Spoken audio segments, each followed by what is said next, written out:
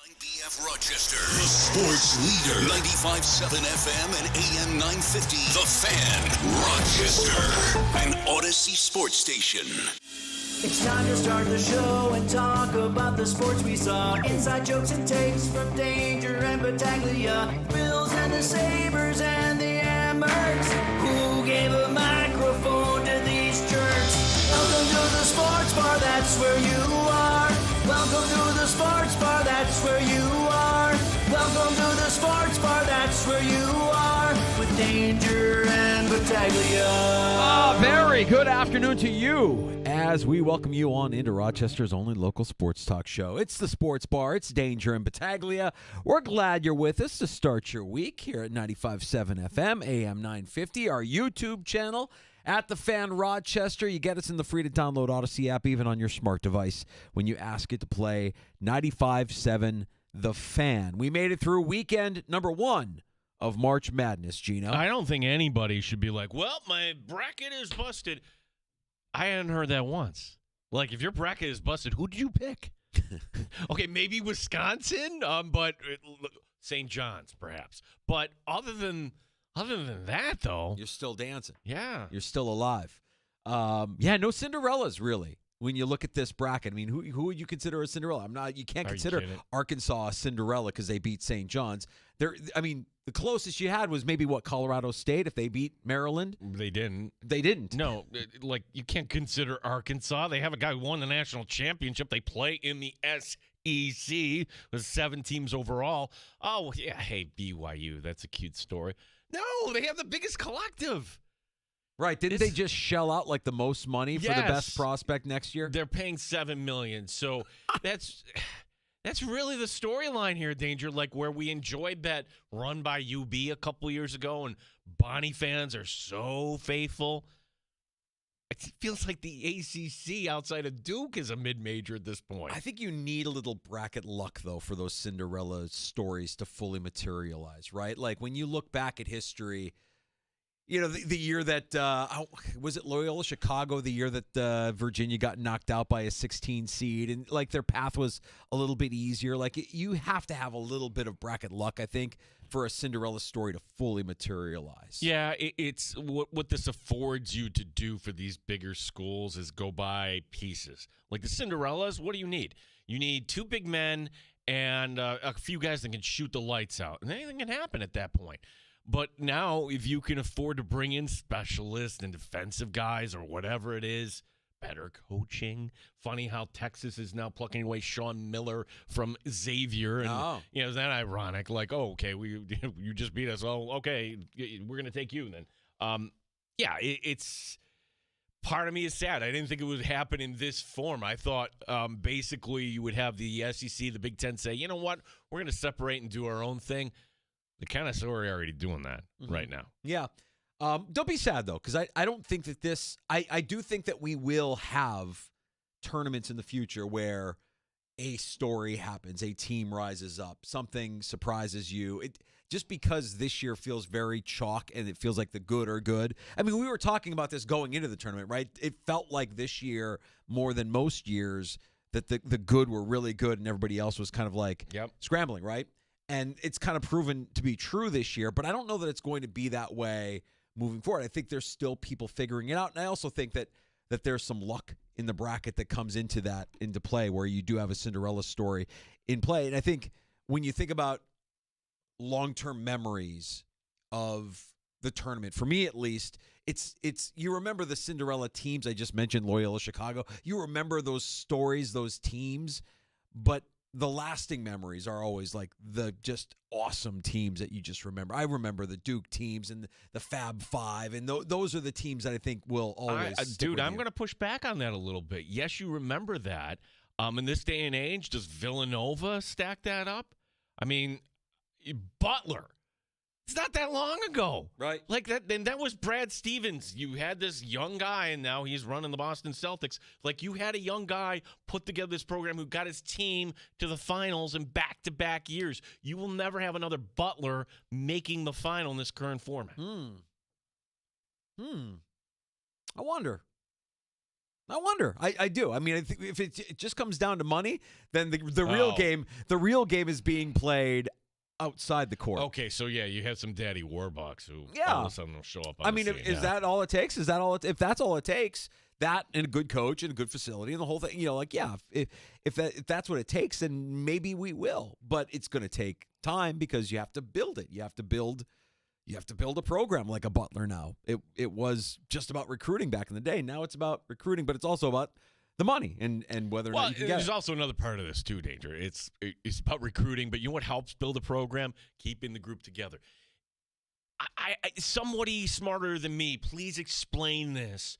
Why the portal is open now? Yeah. Why would you want to overshadow your best product, your best time of year with storylines that, oh yeah, hey, so and so's going in and so and so's leaving? And I laughed when I saw Scottie Pippen's kid is in the portal and he plays for Michigan and they're still playing. Like, okay, you're not getting a lot of playing time and you want to go to a team where you might get more playing time, so you're going to enter into the portal while your team is still in the dance.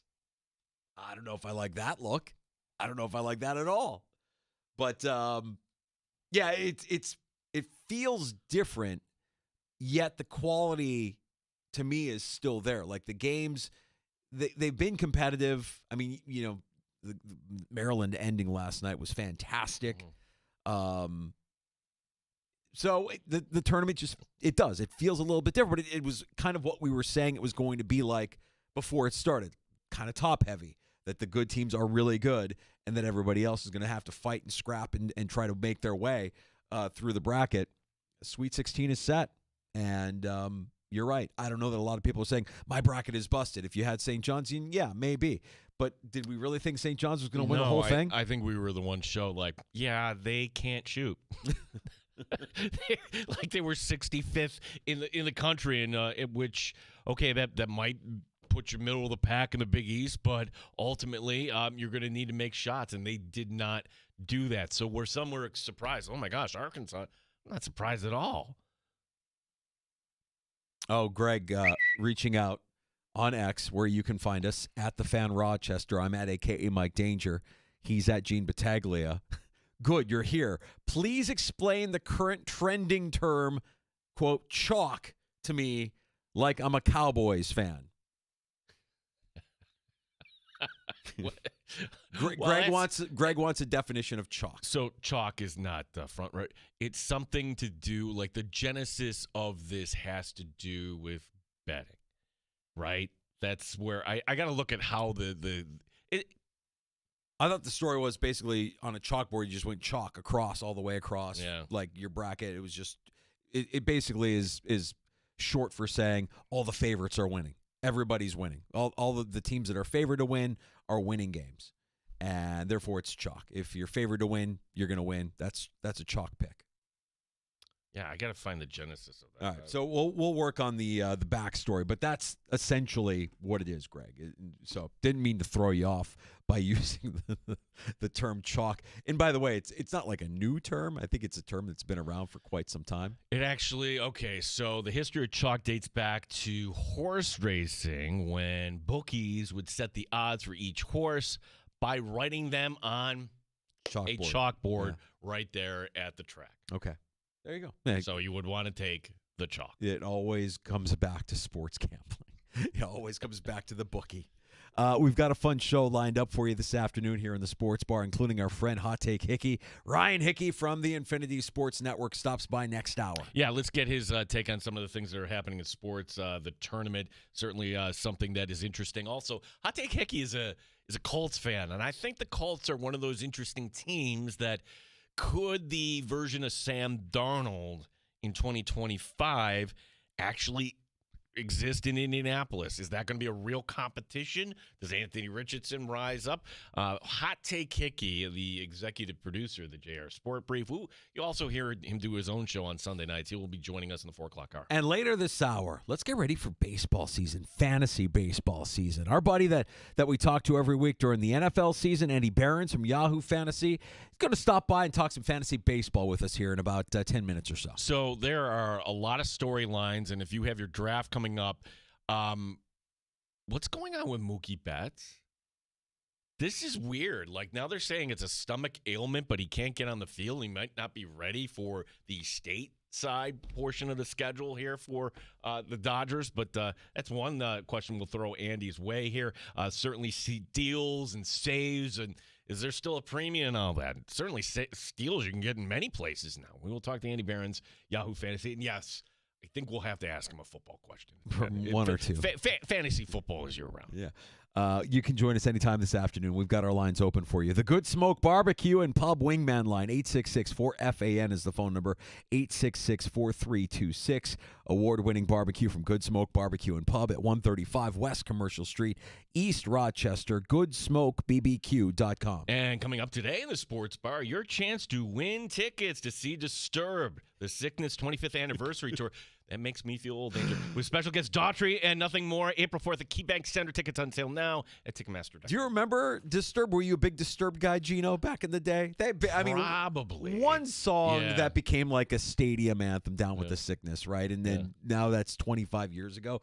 Yeah, you're not the only one that's feeling a little dated and aged there talking about Disturbed. So that's coming to KeyBank, and we will have that for you before we close up shop here at 6 o'clock as well. The table is set. A couple of Bills notes to mention. One from over the weekend, courtesy of the Icon, courtesy of Mike Catalana, reporting that, yes, the Bills will return to St. John Fisher. This is an evergreen annual event. We usually get it from Catalana before we get it from anybody, so his sources within the school there have already kind of told him that this is happening. Or the sources within the Bills are saying, yeah, go ahead. Now, Dan DeLorean, who produces our show, like, they didn't mention it on One Bills Live. Like, there's a reason for that. Like, the Bills at some point will put this out there that we're back, and here's how you go get tickets, and it'll be one of those kind of. You mean to tell me the Buffalo Bills are trying to control their messaging? How dare they? They need to be transparent at all times, and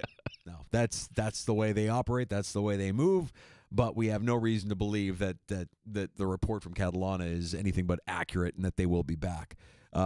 Timetable usually late July, early August at St. John Fisher University. Yeah, I mean, the Bills are not eligible to open up on that opening Thursday game, and they're not playing the Chargers. So, like, those are the teams that can open up a little earlier. So what would this be? First practice would be the last Thursday in July or whatever it is. Like Catalana's report there, just kind of the same schedule.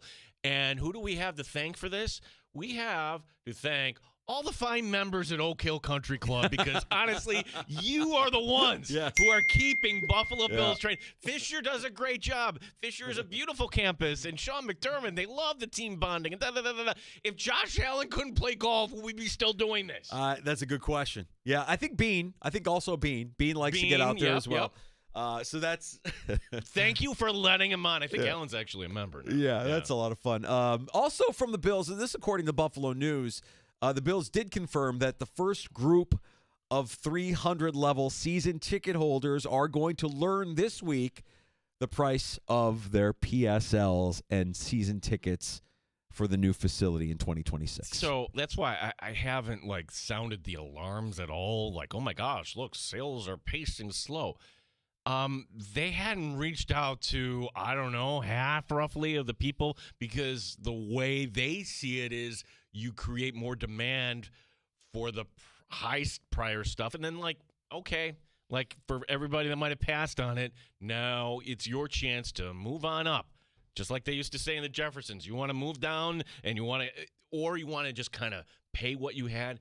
I had talked to a lot of Bills fans, for example, the Gordon family, like, hey, when are we going to be reached out to? They've been waiting. So the second they get the call, I mean, these are Bills fans that I'm pretty sure the price points are not going to be as egregious as some of the other stories we've heard. The 300-level price point is expected to have a PSL price of $5,500 per seat. So $5,500 per seat. That's the 300 level. The 400 level PSL expected to be as high as $2,500 and as low as $1,000. So the PSLs will be affordable based on where you've been sitting, and then once you get through all the season ticket holders, then they go to the waiting list to see if anybody that's on the waiting list would like to partake in buying a PSL. So you and I never work for an auto dealership, but Danger, honestly, like, hey, $5,500, I know it's a lot, but you know what? We're going to spread this out over 48 payments, 4 years. It's only going to be $114 a month.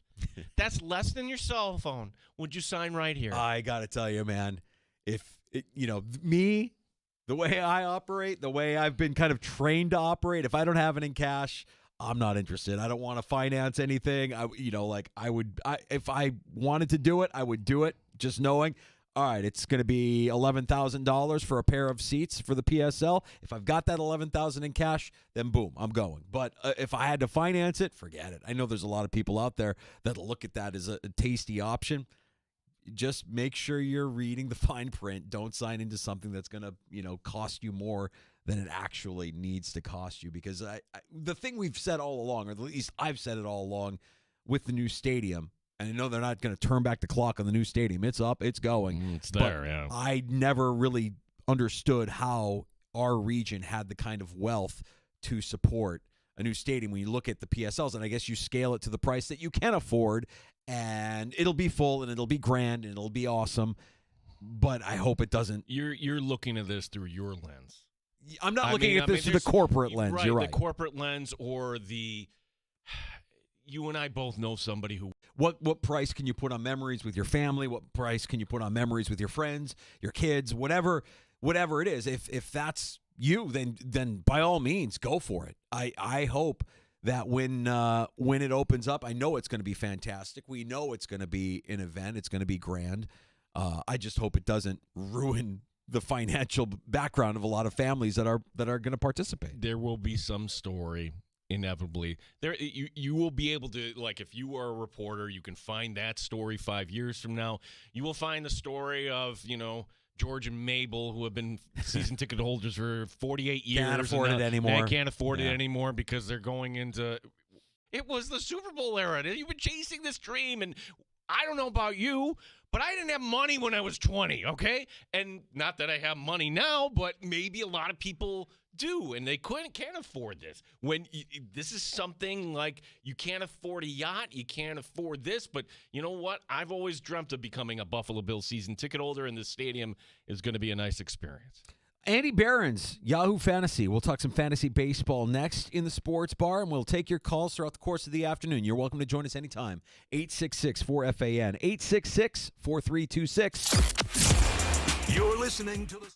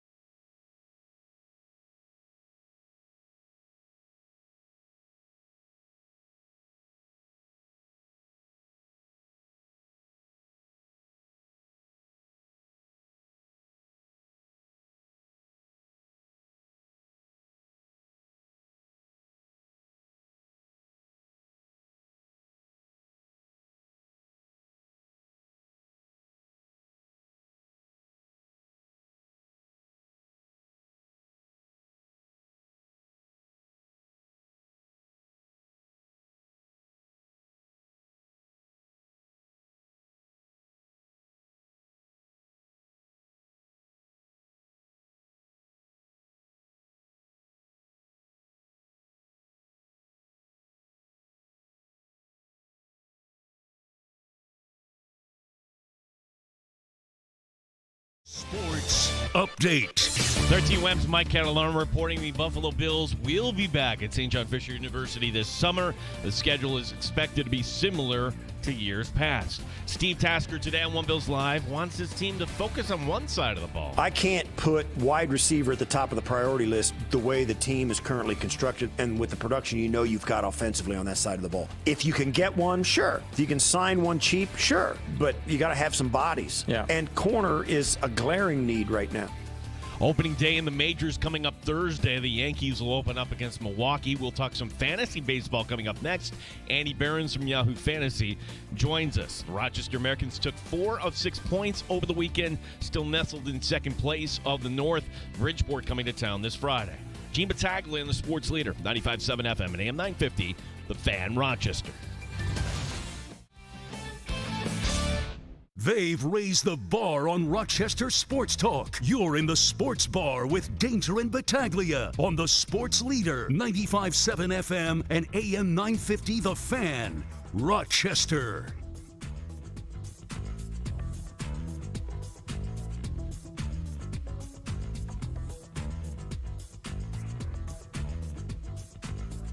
Back in the sports bar. Danger and Battaglia, glad you're with us. We're just a few days away from opening day, Major League Baseball.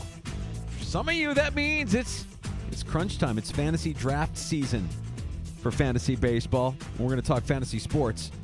Our favorite, Andy Behrens from Yahoo Fantasy, good with his time to join us throughout the course of the football season and give us a little primer here as we head into fantasy baseball season. Andy, it's good having you on with us. Just in general, if you're a guy that plays fantasy football and you love fantasy sports and fantasy baseball is a thing that you're preparing for now and you want to come up with a real winning kind of strategy for fantasy baseball, what's your first step? Where do you start aside from checking out your great work there at Yahoo? Well, first of all, it's great to be back. It's been too long. We've been apart for far too long. Fantasy baseball is, and I think if people, play both fantasy football and fantasy baseball, they understand what a grind fantasy baseball can be. And, your fantasy football team, you can win the whole thing because you get like one or two big things right at your draft. There's a million ways to win a fantasy baseball league, but you can't do it without kind of grinding throughout the season, right? It's tough. So first thing I would tell you is to steel yourself and get ready for a lot of hard work. Yeah. I would say that some of my guiding principles when I enter fantasy drafts, and this has been consistent in every league I've drafted this preseason, I don't take starting pitchers anywhere near the top of a draft. I think there was an appropriate era in which to do it, and we are not in that era anymore. So my general philosophy is first 8 rounds, 10 rounds. It's all reliable hitters, as many as I can get, and then I start picking off some of my favorite pitching targets. Andy, do you have a preference? Because for years, and I continue to do the rotisserie, and I went over to head-to-head, and I found a lot of kind of it was fun there. So, like in Yahoo right now, what's the predominant format right now in rotisserie or fantasy baseball? That's actually, it's really funny that you asked that question because I was just having this conversation with someone because in the early days of fantasy, right, the first version of fantasy baseball was rotisserie.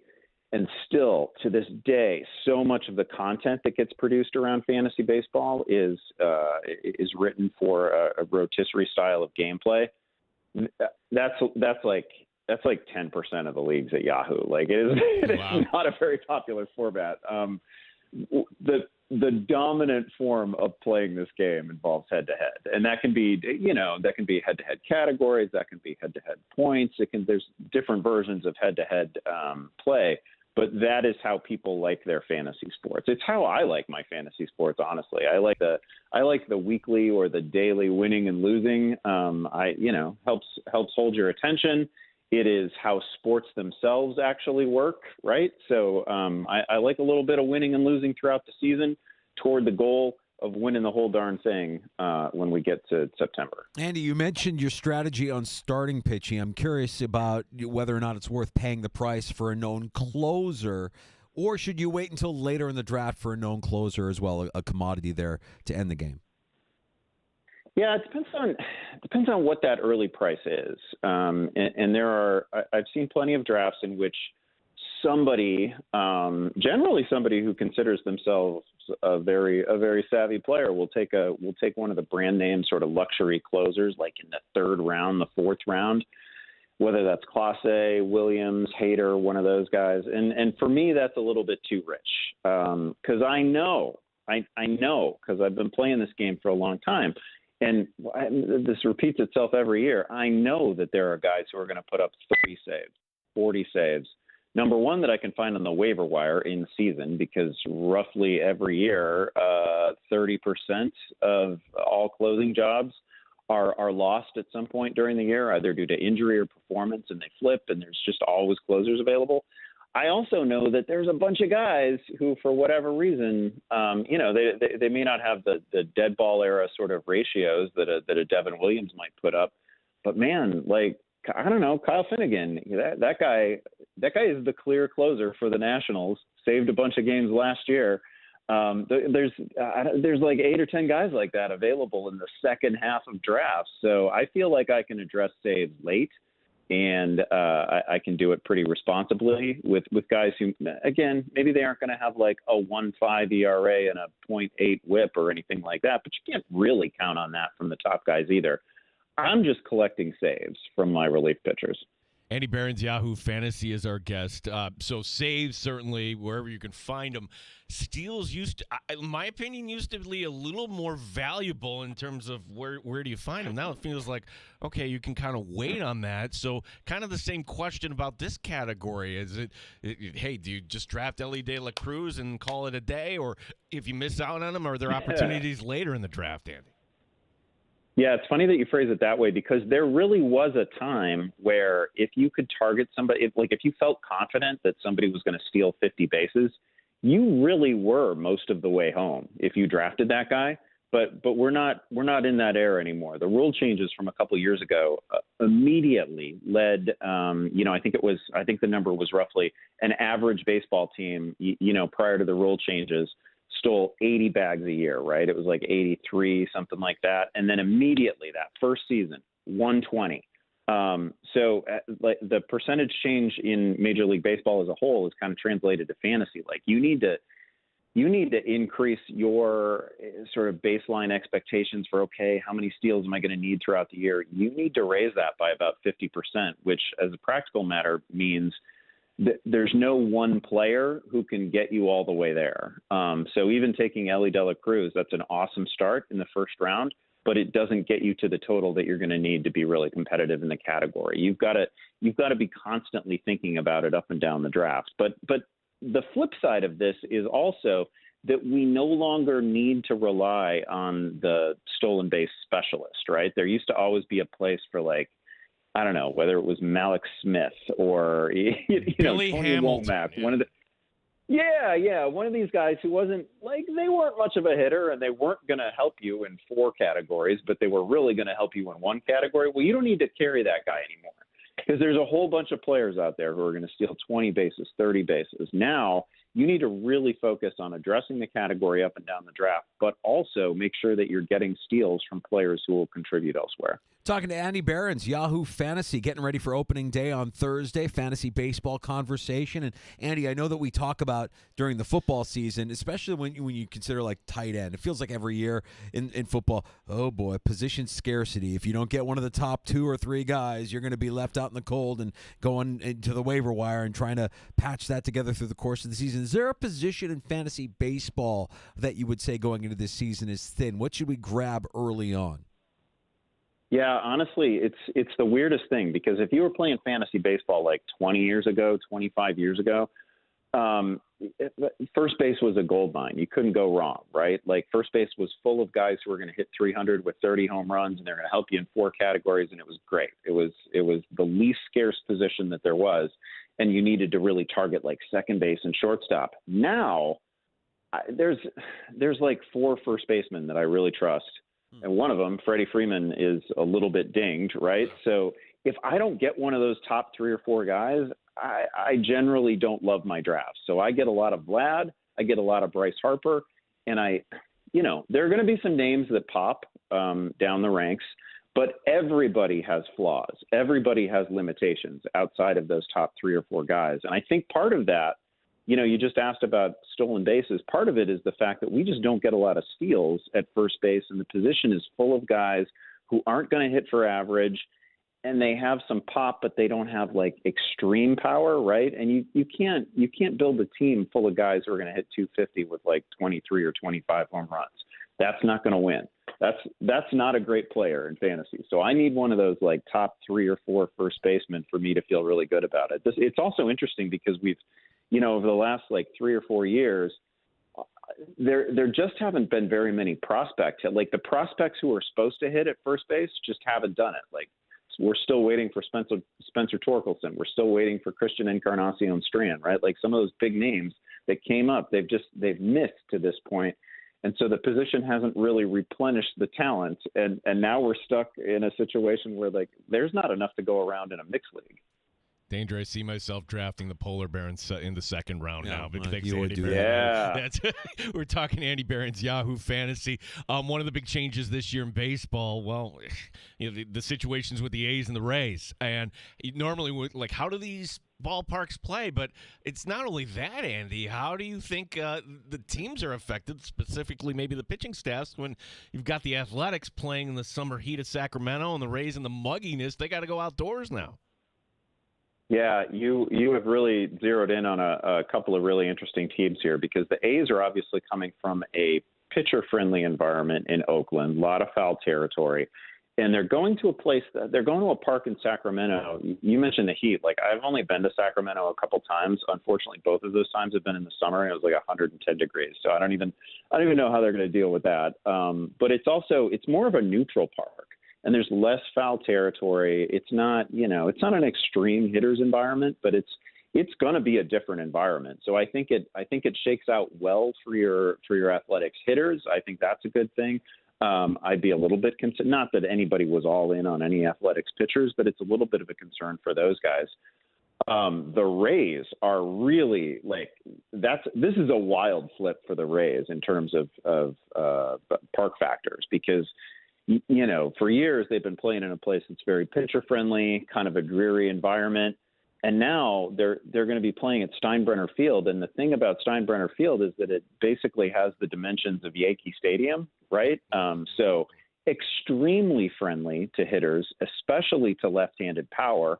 And they're going to be playing in the heat too, right? Like it's a very different environment. So I think that's going to be awfully good for Rays batters, and it is going to be really rough on Rays pitchers. And it's going to be a pretty extreme change that is probably going to show itself right away. Andy, I made one of my preseason Major League Baseball predictions last week, and it was right as the Cubs and the Dodgers are getting set for their Tokyo series. I predicted that the L.A. Dodgers would win 157 games this upcoming season. And with that, my question, could load management be a thing with the Dodgers, considering that they could have a playoff spot clinched by the 4th of July? Yeah, it really could. They also have, they got plenty of talent in the minors too. They have some interesting names in the minor leagues that we'd all kind of like to see. So I think that could definitely, and then plus they have a lot of positional versatility up and down their roster. They got guys like Tommy Edman who could play, Chris Taylor who could play pretty much anywhere, Hernandez. So yes, it's a concern. The other concern is that, Freddie Freeman is dealing with this rib thing, and he's also got an ankle thing, and Mookie Betts has lost a third of his body mass, right? He's shorter, he's lighter, he's like a shadow of the Mookie Betts that we knew. And Shohei Ohtani, when he gets back to pitching, is going to need more time off. So all of the biggest stars on this roster, for various reasons, are probably going to be missing a little bit of time, going to need some days off along the way. And obviously they can afford to do it, because even a conservative projection for the Dodgers win total would put them at 105, 110, something ridiculous.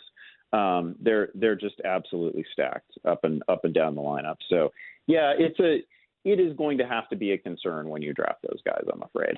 Andy, are we worried about Mookie Betts? I want more info. They're not going to give it to us. Is he falling right now in Yahoo drafts? Yeah, he's such a rankings challenge. Like I pegged him with like a second round value the other day because what do you do?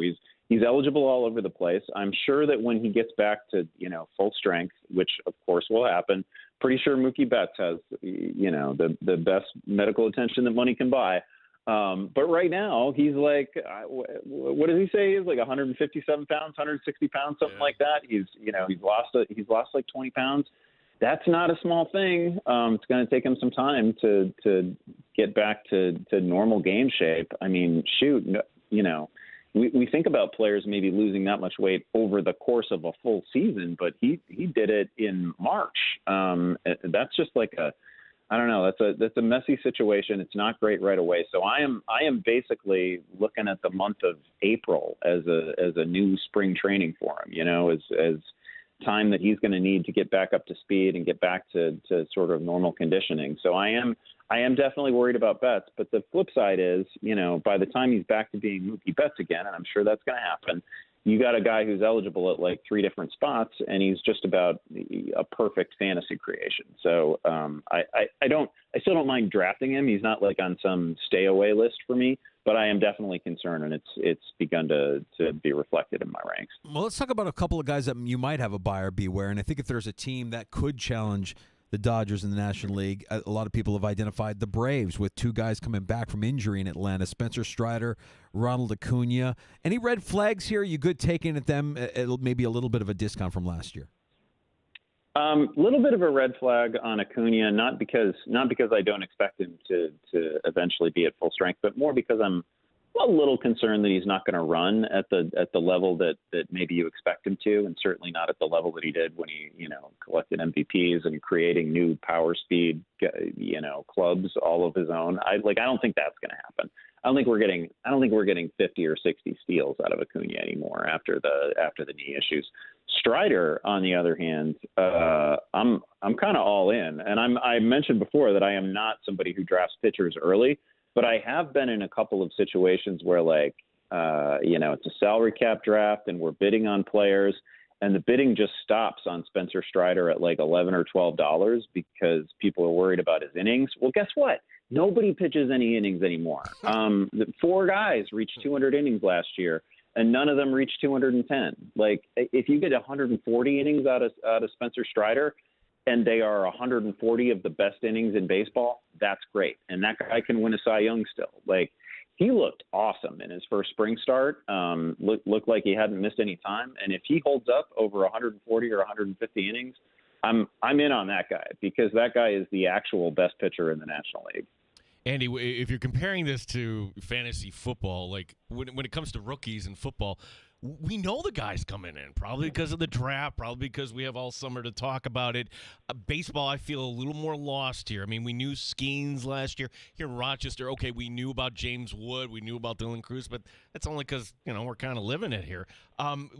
Getting the right rookie is key. Are there any names you find yourself drafting or guys we should keep an eye on that might get called up at some point? Yeah, I will say I don't know that there's like an obvious Jackson Churio type out there in this year's class who is just clearly it'd be a surprise if they didn't come in and hit for power and speed and help us in 4 categories or whatever. I don't know that guy's out there. And I would have said Roki Sasaki, but that first start against the Cubs, it was really fun. His spring starts have been fun. I think there's going to be a real issue with his innings, and I think there's going to be a real issue with command and control for him and issuing walks. And so I'm not that excited about Sasaki. Maybe the one name that I'm actually most excited about, who's available much later than guys like Cruz and Sasaki and all the rest, is Christian Campbell of the Red Sox. He looks like he's won an opening day roster spot, and he might be the starting second baseman on opening day for the Red Sox. And that guy was like the minor league hitter of the year last season. He was 20 homers, he was 20 steals, he hit 330. helped in every category. At Yahoo, I want to say he's eligible at second short and in the outfield. Super versatile player. He looks like he's going to be a future star. The Red Sox farm system is absolutely stacked with Marcelo Meyer and Roman Anthony and Christian Campbell. But Campbell, to me, looks like somebody who right away could make a real impact.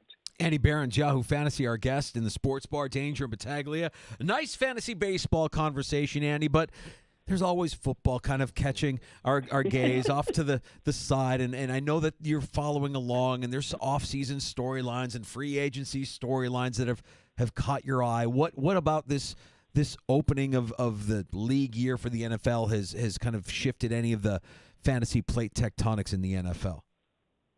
It's funny, not to pander to you guys too much, but I actually really like what Buffalo has done. Like, sometimes the right thing is just to lock up your own best players, and I think the Bills have done a lot of that, and I'd be really encouraged so far if I were a Bills fan. As a Bears fan, I'm pretty excited that we seem to have rebuilt the offensive line in a very proactive way, to sort of recognizing, okay, maybe this draft isn't going to be like the singular place where you can fix the offensive line in its entirety. I like what they've done in the interior. We'll see if it actually, plays out that way, because oftentimes the off-season champs are a team that, we think has completely addressed the O-line, and then it's still, offensive line is a collective unit, and they have to work together, and you can't just throw money at it and expect it to be great. But I am cautiously optimistic about what the Bears have done. For fantasy purposes, though, the team that I can't stop thinking about is the Cincinnati Bengals, right? Because they've now locked up two of the best receivers in football in Jamar Chase and T. Higgins. They got that done. They obviously already had Joe Burrow done, but along the way, they basically told their best defensive player on a really shoddy defense. They told their best defensive player in Hendrickson to just go find a trade partner because we can't pay everybody. There is a real chance that Cincinnati is going to score the most points per game this coming season, and they are going to give up the most points per game this coming season. And I am excited about that for fantasy. That is exactly what we want. That is perfect storm stuff.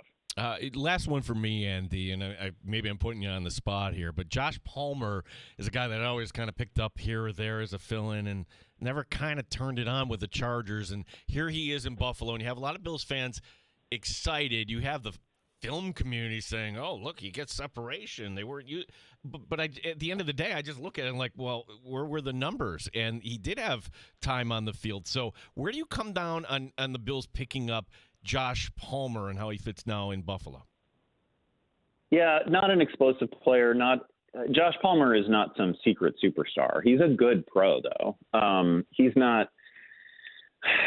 If you look at the Bills receiving core, really what I would be rooting for is, man, does Coleman take that step? Does somebody become that just, contested catch, boundary receiver, perimeter receiver who is just a big play waiting to happen? And, if I get him in single coverage, I'm lobbing it up because I know that, Keon's down there somewhere.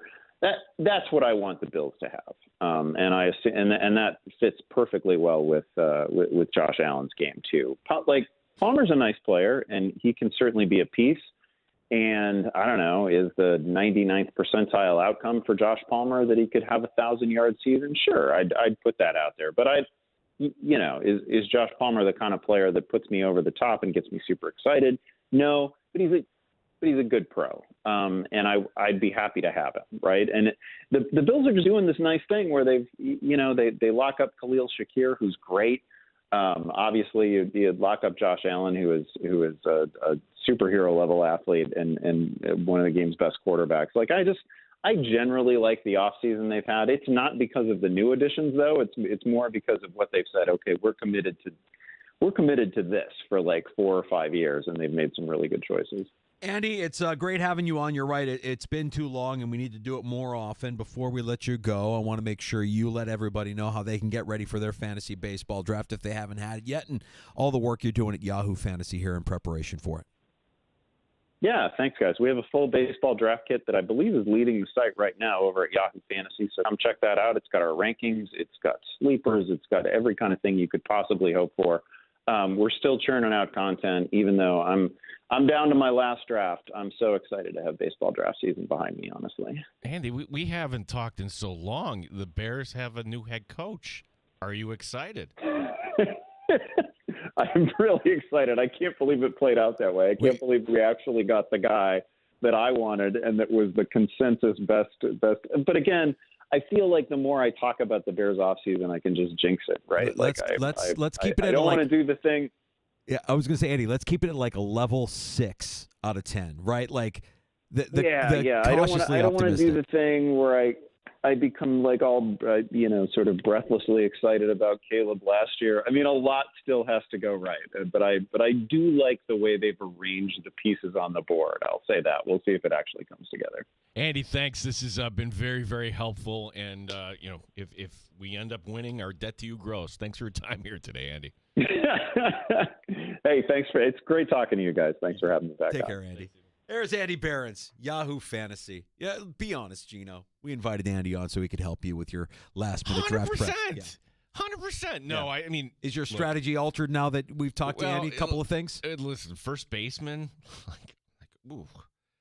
it's Vlad, Harper, Freeman, Matt Olson from Atlanta, Alonso. You're like, oh, Pete Alonso's a good player. He doesn't hit for average. Okay, that's not. Now we're getting into the warts area here.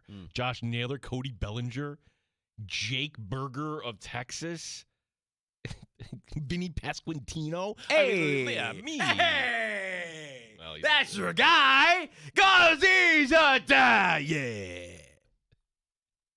He's right about that. You got a big bat. Let's bury it right here at first base. I don't know what's happened to that position. I gotta say, the way they're talking about Mookie Betts, I fully expect that the first time he comes up to the plate during the regular season, he's going to roll up looking like Larry David.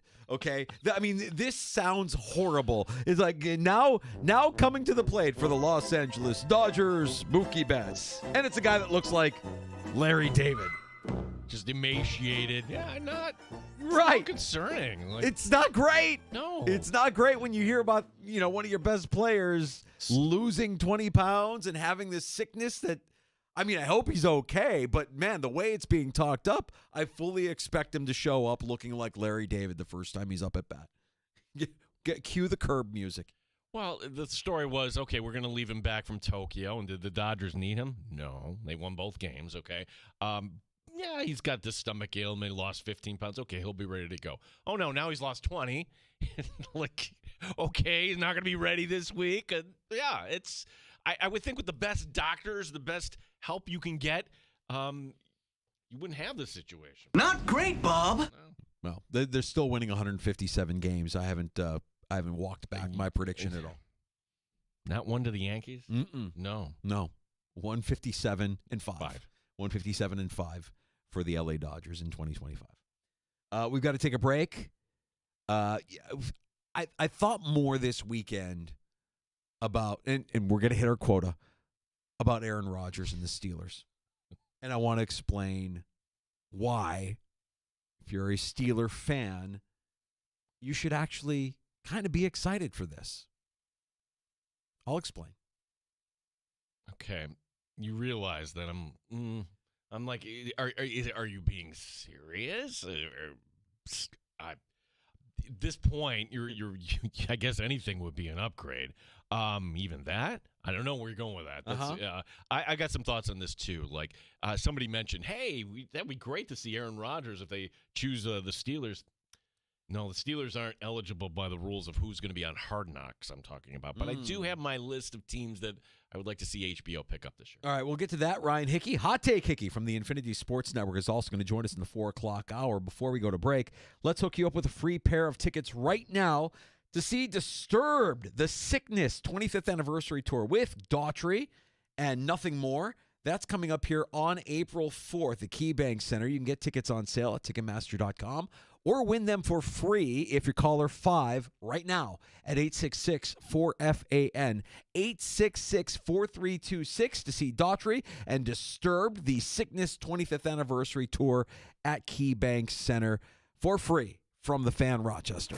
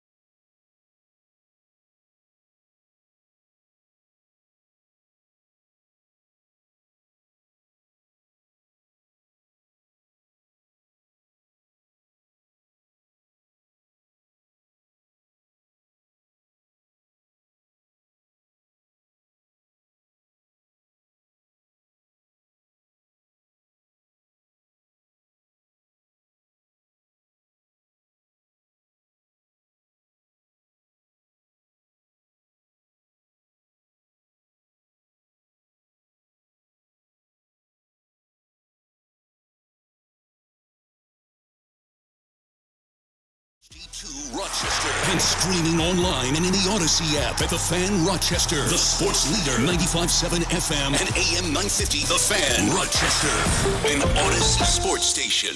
The Fan Rochester Sports Update. Buffalo Bills are coming back to St. John Fisher University this summer, as first reported by 13 Wham's Mike Catalana. The schedule is expected to be similar to years past.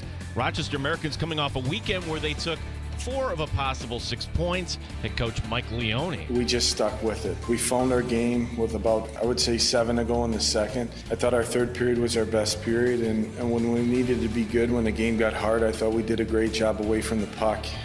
Cleaned up some things, defensively, and I'm really proud of the guys. Amherst with the 4-3 win on Sunday over Utica. Major League Baseball, just 2 days left in spring training. The New York Yankees opening up the season Thursday at home against Milwaukee.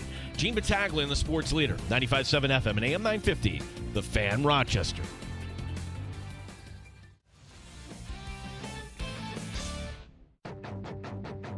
The Sports Bar with Danger and Battaglia. Training camp. Yes. We're talking training camp. Holy cow, is this going to happen fast? 30 days from today. Welcome to the NFL Draft. We have got the Sweet 16. But there's other stuff going on. There's things percolating. We got some NFL news. We got some NBA news. We got some baseball. We will get all of that. Amherst Hockey. Mike Danger. Maybe I'll just go play Candy Crush instead. I'm Mike Danger for Candy Crush. Here you go. Play Candy Crush on your phone for 4 hours a day and not even know what happened at the time. Yeah, maybe I could make time for that. I don't know that I could make time for furthering my education. What are you talking about? Gene Battaglia. We have the poor people's cable. It is the most basic of basic. We might as well just stick an antenna out. The basic is basic and B.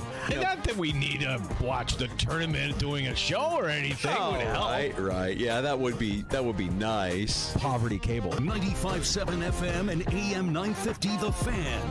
Rochester. Hot Take Hickey is going to stop by the sports bar. Ryan Hickey from the Infinity Sportsnet. You hear him on JR Sport Brief right after us every evening here on The Fan Rochester. Stopping by in about 20 minutes or so as we welcome you back in and appreciate you listening, however you may be doing so, including our YouTube channel at The Fan Rochester, where we stream live every day.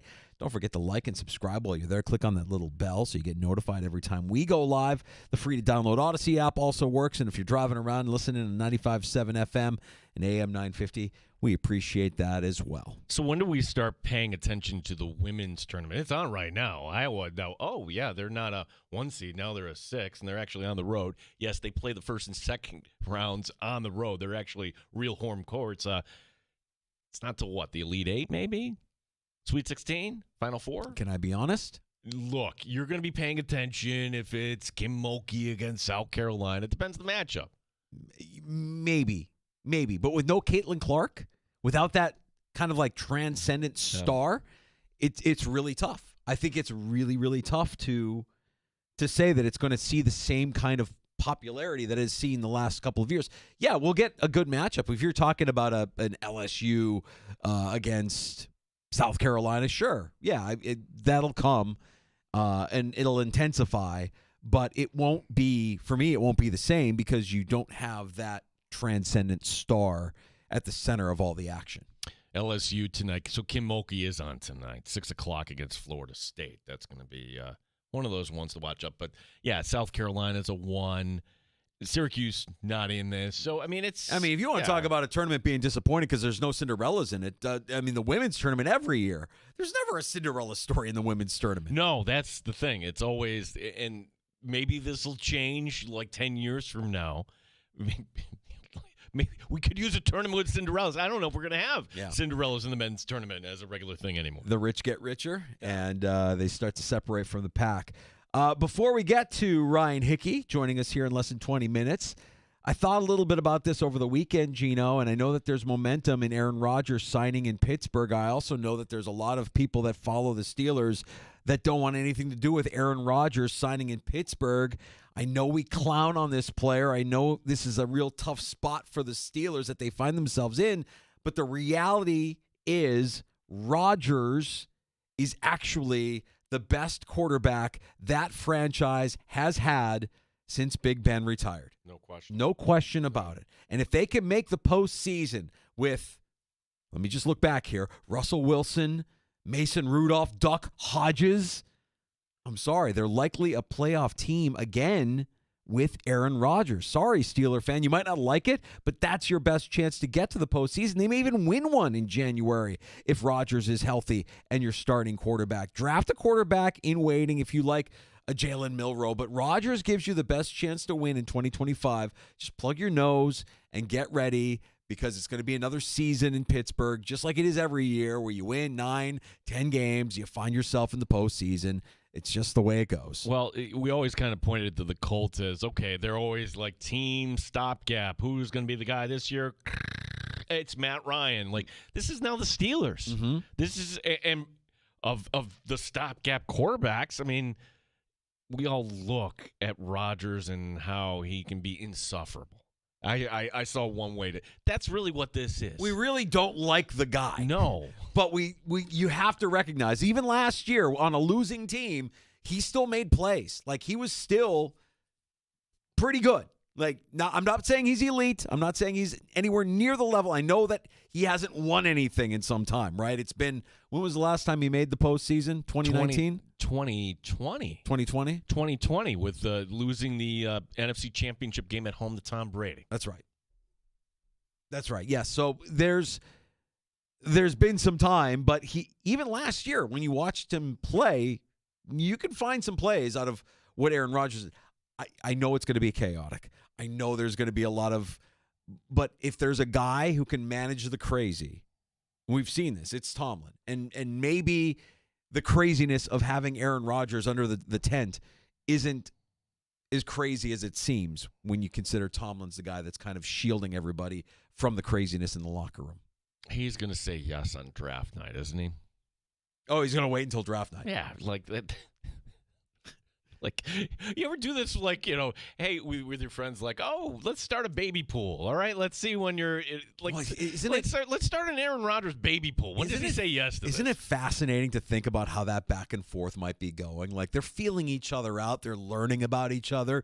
They've had the framework for a deal in place, and it's just a matter of Rodgers saying yes, but you know that there's other things that are being negotiated as far as, like, when can I be here? What extra things can I do? All of that stuff. I would just love to know how they're managing through all of that crazy. We won't hear a lot of it because the Steelers do a great job of masking the crazy. I would laugh and laugh and laugh if it gets to draft night. He hasn't signed. Okay, you know what? We are taking Jalen Milroe, and we look forward to the Jalen Milroe. Aaron, we've kind of moved on. And also, like, kind of related, the Giants signing Jameis Winston. I know that a lot of Giants fans are like, oh, my God, this is great. No, like, that's, at best, he's a bridge. At best, he's a bridge. It's not going to stop the Giants from getting who they want in the draft if they want a quarterback there. And I don't think that we don't hear anything about Rodgers and the Giants. But just given what we know about where he lives right now and the place he has right now, don't you think he's just kind of sitting back hoping that the Giants sweeten their deal or make him some sort of an offer he can't refuse? So we learned this by accident. Montclair, New Jersey is the town, which isn't anywhere near on a map, New York. But if you're up on a hill, wow, this $9 million home has a $90 million view with the Manhattan skyline. Right. I would love to be out on my patio looking at that every night. So I could understand, like, a guy who likes the fine life and loves the big lights of the city. You can look at him every night. Gosh, does he go home for the weekend? Like, it can't be that far a hike, right? Like, go home on a Tuesday, I should say. Or like Aaron Rodgers staying in New Jersey, whatever at that point. We should talk about Jameis Winston. Doesn't this mean, though, I think that the Giants are in on Shador? If Cleveland at 2, it seems like, to me, Danger, there's not going to be a lot of suspense at the top of the draft. It seems like, okay, Tennessee's taking Cam Ward. Yes or no? Feels like Cam Ward's going to go number 1. Now, at number 2... where I say it seems like the Giants either make the move up to number 2 or they're going to just kind of stick to their guns, but the Giants at 3 would take Shador. Would you agree that Shador doesn't get down to number 4? Boy, there's a lot of chatter around Shador slipping, right? And maybe that chatter is being generated by a team like the Giants so that they can get him where they sit. Right, and I've seen some of his clips and some of the other stuff. Like the NFL draft machine is working in both directions. Like Shedeur Sanders is polarizing, and maybe some of it is his old man. But you got to take a chance if you're the Giants, right? Daboll seems to like Shedeur. Like when you've seen the two of them, like they've met, they've got some sort of a relationship going. It almost feels it doesn't feel as automatic as Caleb to the Bears did last year at this time, because you had them already telling Caleb, here's what we're going to do. Here's how we're going to build around you. Here's everything that we've got planned. You don't really have that as far as we know right now with the Giants and Shedeur, but there's been enough meetings where it's like, yeah, if they can get Shedeur, they're going to take Shedeur. And at what point does Deion come out and say, yeah, I don't want my son playing for the Cleveland Browns?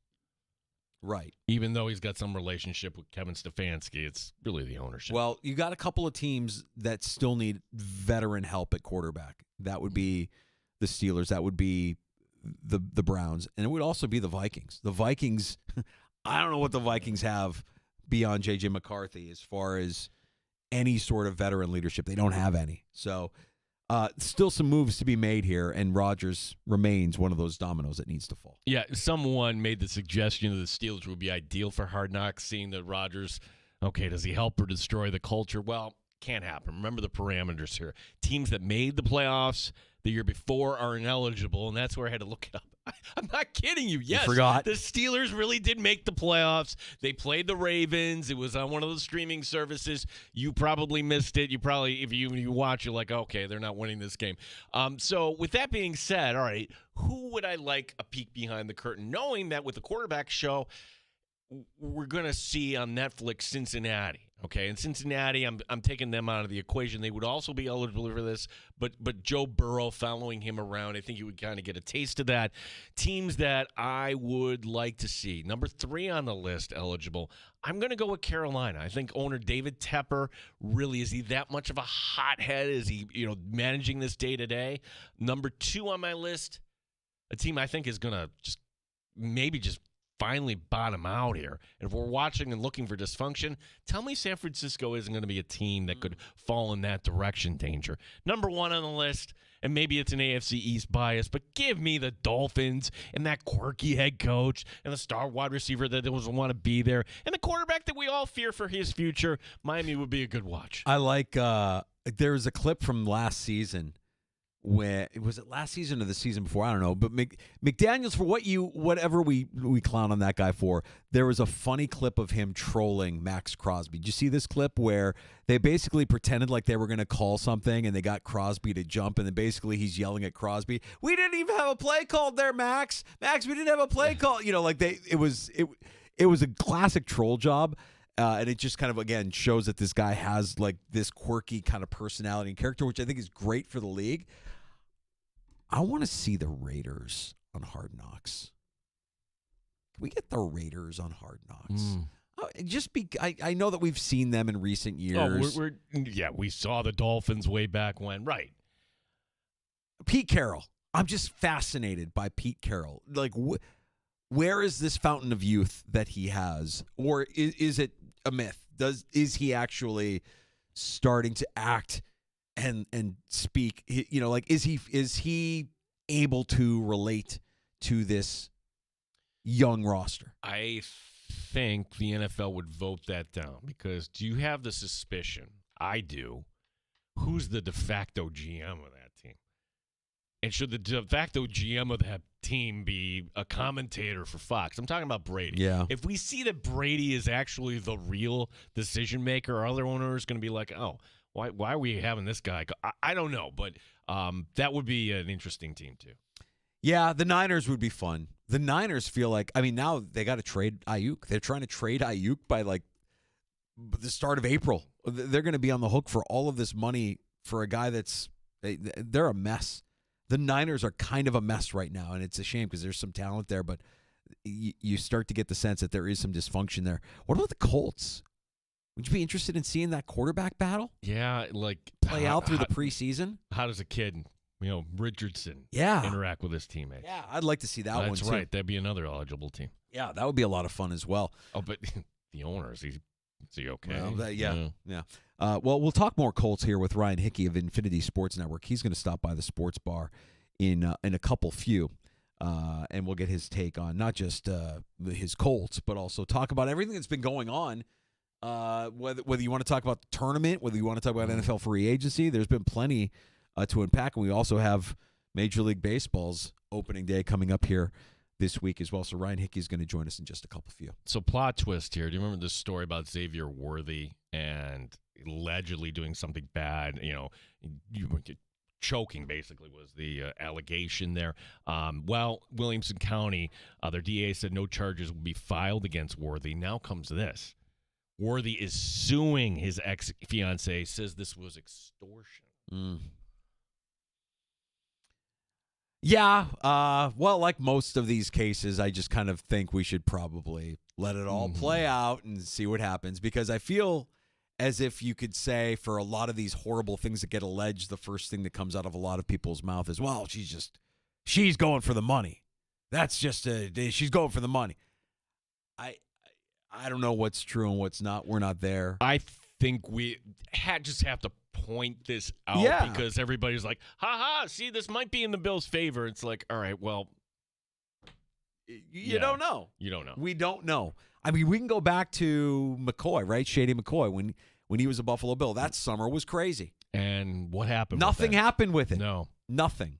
No. And then we're in the middle of a season, and here is the Bills' big free agency signing, although he's not healthy. Oh, my gosh, what is this involving Von Miller? Well, there were no charges filed, but the NFL said, yeah, you know what, that's not a good look for us. 4-game suspension. Right.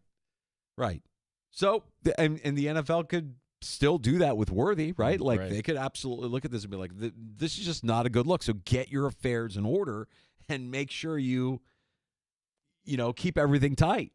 I mean, it's a lifestyle I don't think any of us can really wrap our mind around. And I really, hear these stories, and I nothing surprises me, but I also want to kind of reserve judgment because I don't know what's true, and we're not there to know exactly what happened or how it happened. Like, the truth is probably somewhere in the middle. Yeah, he might not be a great guy, and she might be with him for the money. We don't know. We have no idea. All right, let's move on to Ryan Hickey, who you hear on the JR Sport Brief, who you hear on weekends here on the Infinity Sports Network outside of the sports bar. You hear him after us every weeknight with JR. And he is a Colts guy. We'll talk to him a little bit about what's going on there in Indianapolis, but also we'll talk about the brackets. We'll talk about March Madness. We'll talk about the changing landscape of college athletics and no Cinderella teams being remaining in this year's tournament. So much to get to, and we'll unpack it all with Ryan Hickey when he joins us next on The Fan Rochester.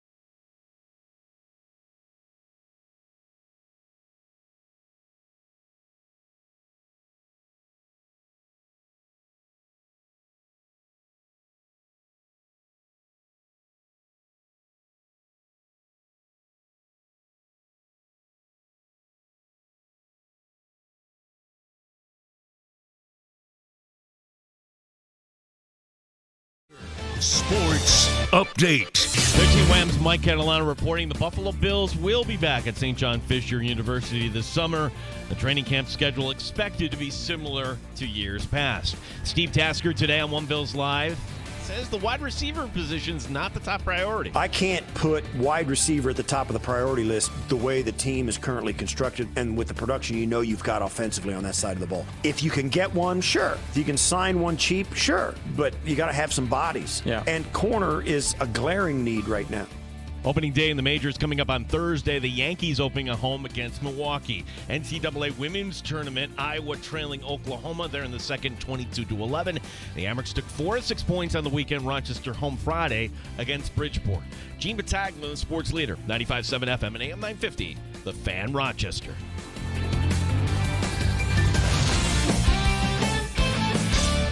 Neat or on the rocks? It's the Sports Bar with Danger and Battaglia on the Sports Leader, 95.7 FM and AM 950 The Fan, Rochester.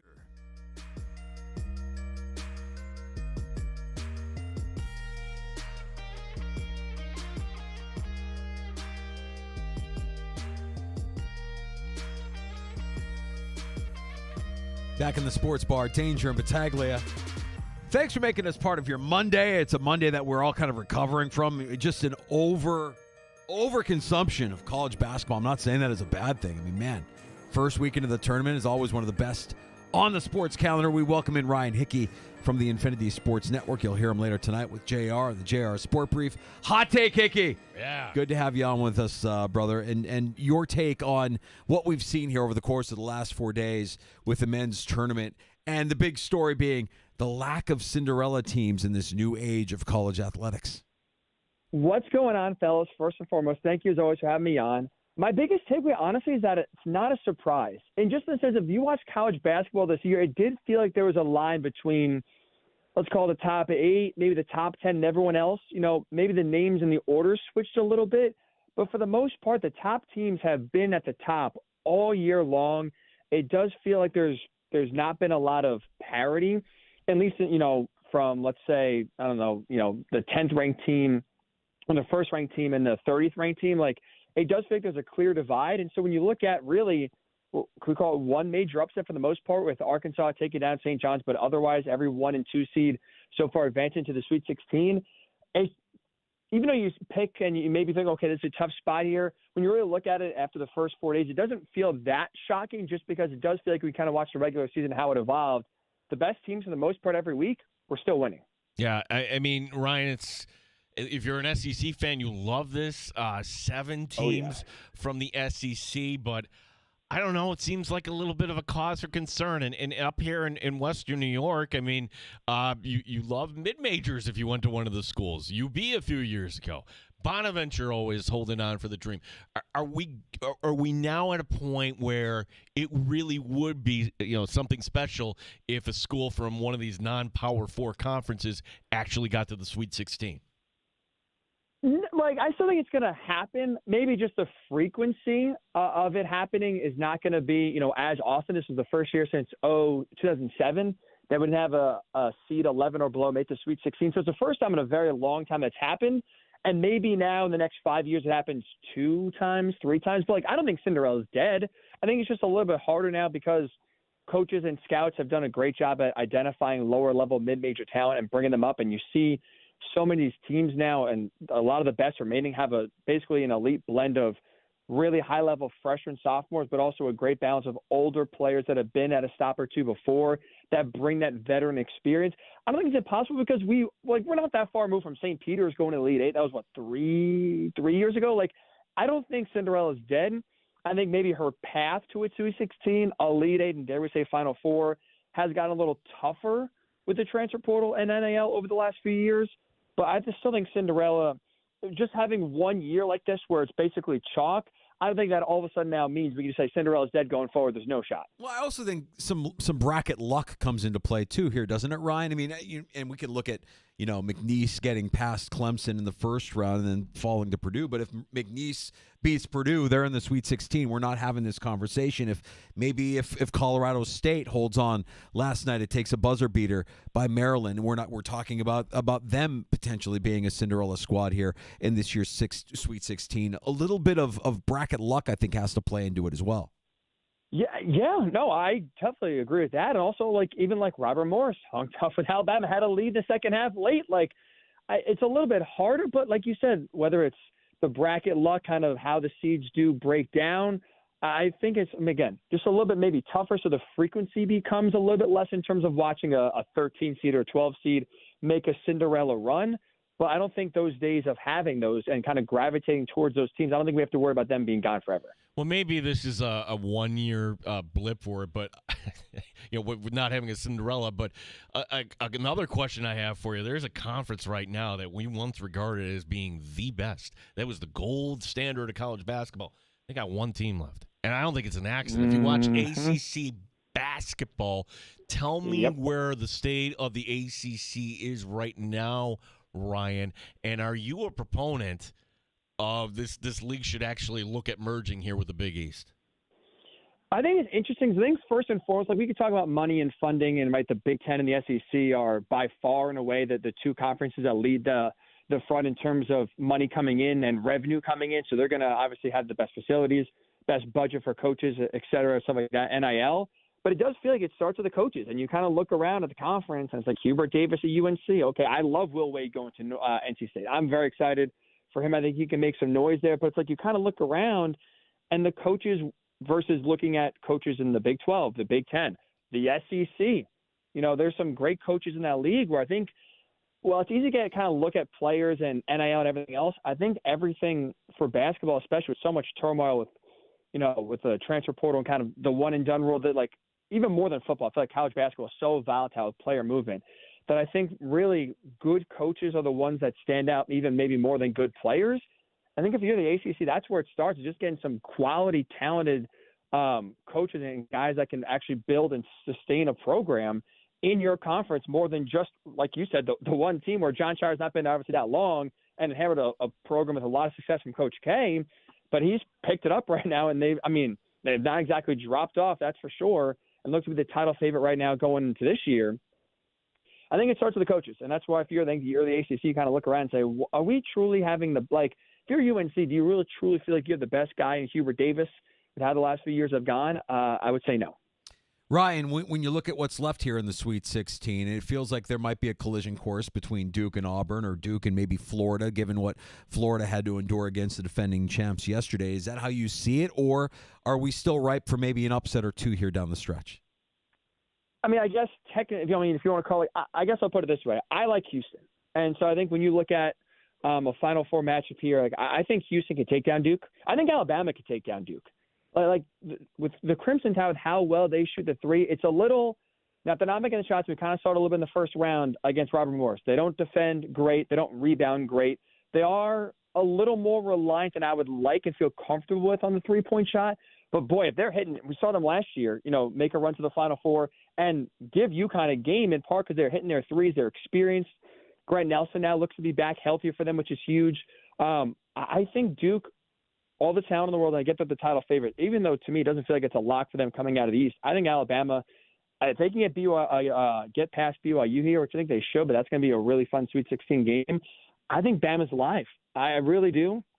And I think even Florida, I know they got past UConn yesterday. I think there were some warts, and I think Maryland's one of those teams when you look at the Sweet 16 matchup, they have so much talent. They don't have a lot of depth. They call them the Crab Five. They don't really much have, guys come off the bench behind those guys. But Derek Queen is a guy I think that can have success against what is a big front court there for Florida. I think Maryland is talented enough and well coached up with Kevin Willard. They can give the Gators a run here. I know it's been chalk for the most part. And again, we're talking about maybe a 4 taking down a 1 seed or a 2 seed taking down a 1 seed. These are quote unquote upsets if you want to call it that. But I think now that we're in the Sweet 16, I really think the gap is starting. This is where you really see the gap shrink. I think we're going to see the Sweet 16 Elite 8 Final Four be some of the best games we've seen in a while. Ryan Hickey, who you hear is part of the JR Sport Brief, weeknights right after our show, beginning at 6 o'clock here in the Fan Rochester. Ryan also Sunday nights on the Infinity Sports Network. Ryan, there are other things going on. And before you came on, we were talking about some of these situations in the league, and somehow we ended up on Hard Knocks and going over the teams that could be eligible. And like, wait a second, that would be a fun team. Your team, the Indianapolis Colts. And Ryan, which direction do you see this going? Do you see the signing of Daniel Jones just enough to wake up an Anthony Richardson, and he's going to fulfill that promise of being the number 4 overall pick? Or could actually Daniel Jones be perhaps this year's version of Sam Darnold? Oh my God, you are just killing me here. Why? I'll say I hate Daniel Jones. What? I despise him. I don't think I think he's just one of those quarterbacks that's just maybe good enough to fool a team into signing him, but he's not consistent enough. I don't like how injury prone he is. His decision making is awful. It was bad day one. It still is bad now after being in the league for years. That's just not a guy I can root for. And maybe it's just because living here in New York and kind of seeing him with the Giants up close and personal. That's not a guy. Like, if Anthony Richardson can't beat out, I think Richardson will win the job. I think they wanted to bring in a guy that could be called competition, but in the end, they still feel like Richardson can at least win and be their week one. I think that's the ultimate goal, is to have Richardson be the week one starter, but push him just enough to where he feels like he's got to, compete for it right away and not just give him the job. But at this point, I've been an optimist. I've tried to give him time. This is the year. I mean, clearly this is make or break. But with what we've seen so far in the first 2 years, whether it's decision-making, whether it's accuracy, whether it's just being able to stay on the field, he's shown no reason to believe that this guy is the franchise guy, that he's going to figure it anytime soon. And I think it is a little alarming, like from a leadership perspective, that you have to get to the point where basically you're kicking still very inexperienced, not proven at all player in the butt of the most important position in sports, try to get him to kind of say, like, let's go. Like, the maturity issues are very, very concerning.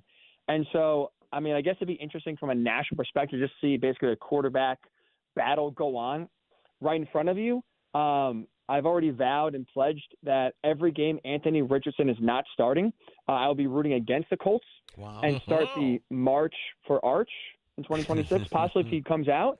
So that's where my feelings are for 2025. I can't root for Daniel. Ryan, I can't do it. Okay, so let me try and maybe sway you a little bit here. And I know you're in the blast zone and you've heard plenty of Daniel Jones talk over the last 5 years or so, but he's playing behind the best offensive line he's had in his career. He has great weapons in the run game and in the pass game, and he's got an offensive-minded head coach in Shane Steichen. I mean, I don't want to say that they've already turned the page on Anthony Richardson, but tapping out of a game as the quarterback is a hard thing to come back from. Hickey, you need to get on board with Daniel Jones. This is his year, pal. You know what? Part of the problem is I think they're stuck. Like, I think they're in the worst spot in sports in the sense that they are stuck in the middle to where, like the roster's not terrible. They're not bereft of talent. They have some. I like Shane Steichen a lot as a head coach. Like you said, offensive line, running back, receiver. Like, they have some good talent.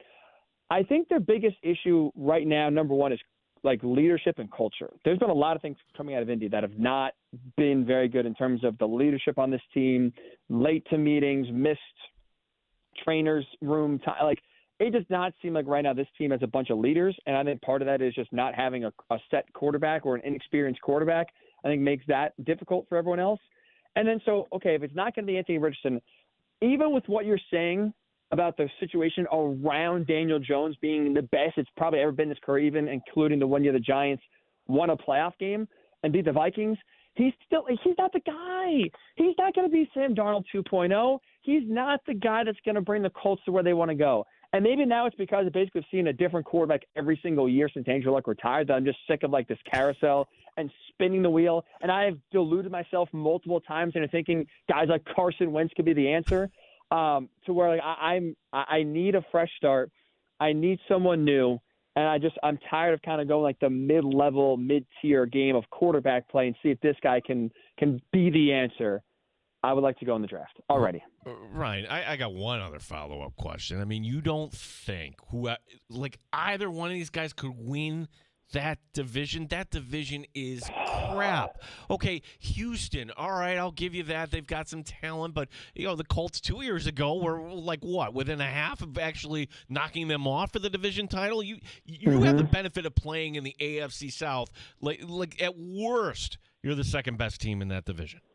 No, you're 100% right. And there's a real chance they could win 8, 9, 10 games, you right in the mix for the division. But it goes back to what you're saying about being stuck in the middle of, okay, whether it's Anthony – I mean, I hope, look, if it's Anthony Richardson for 17 games to win the division, I'll be happy.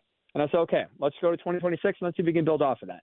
But we're sitting here kind of like you said 2 years ago, and it's a little bit of Richardson, basically Daniel Jones is like Gardner Minshew 2.0 here.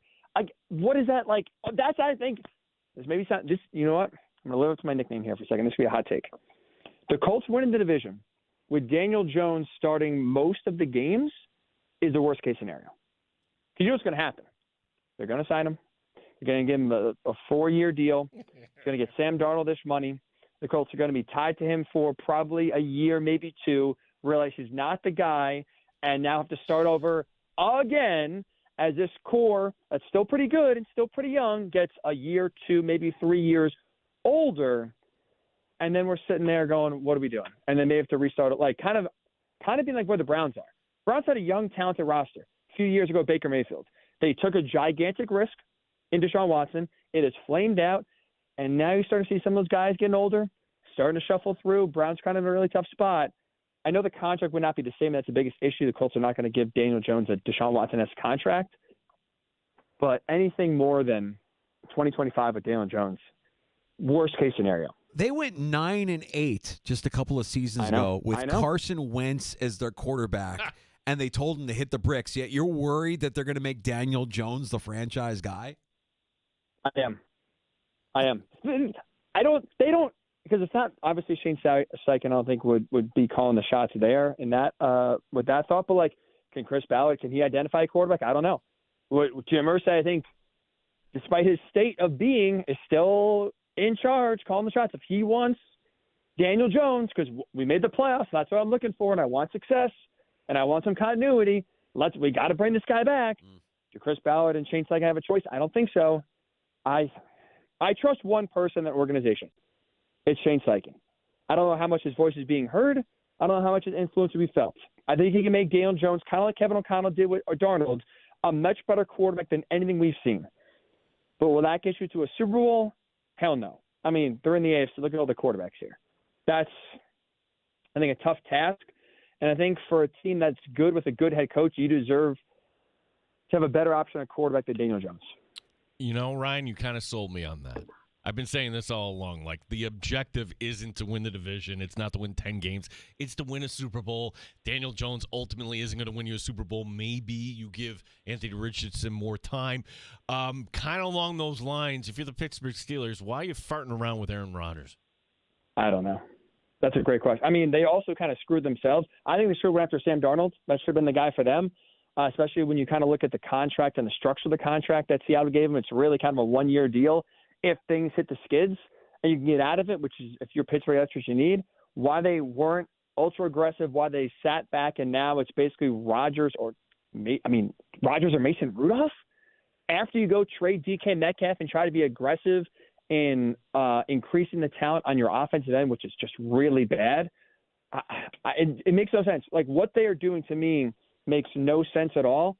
And now they're in a position where it really is Rodgers or bust. They have no other option. I think they're going to sign him. Now it's just a question of when. But then also to that point, what's taking so long? Because it's not like Aaron Rodgers has plenty of options. These two really are destined for each other with no other place to turn, yet here we are still on Rodgers' watch days and weeks later with seemingly no end in sight. I feel like the team that should have been all in on Rodgers isn't, well, at least now giving the perception that they're all in on Rodgers because you have a head coach and a GM going into the season on the hot seat. You need to win games now. What are the Giants doing? Is it Shador or bust for the Giants in the draft, and that's it? You're going to hinge your future on whether or not a rookie can get you to the playoffs?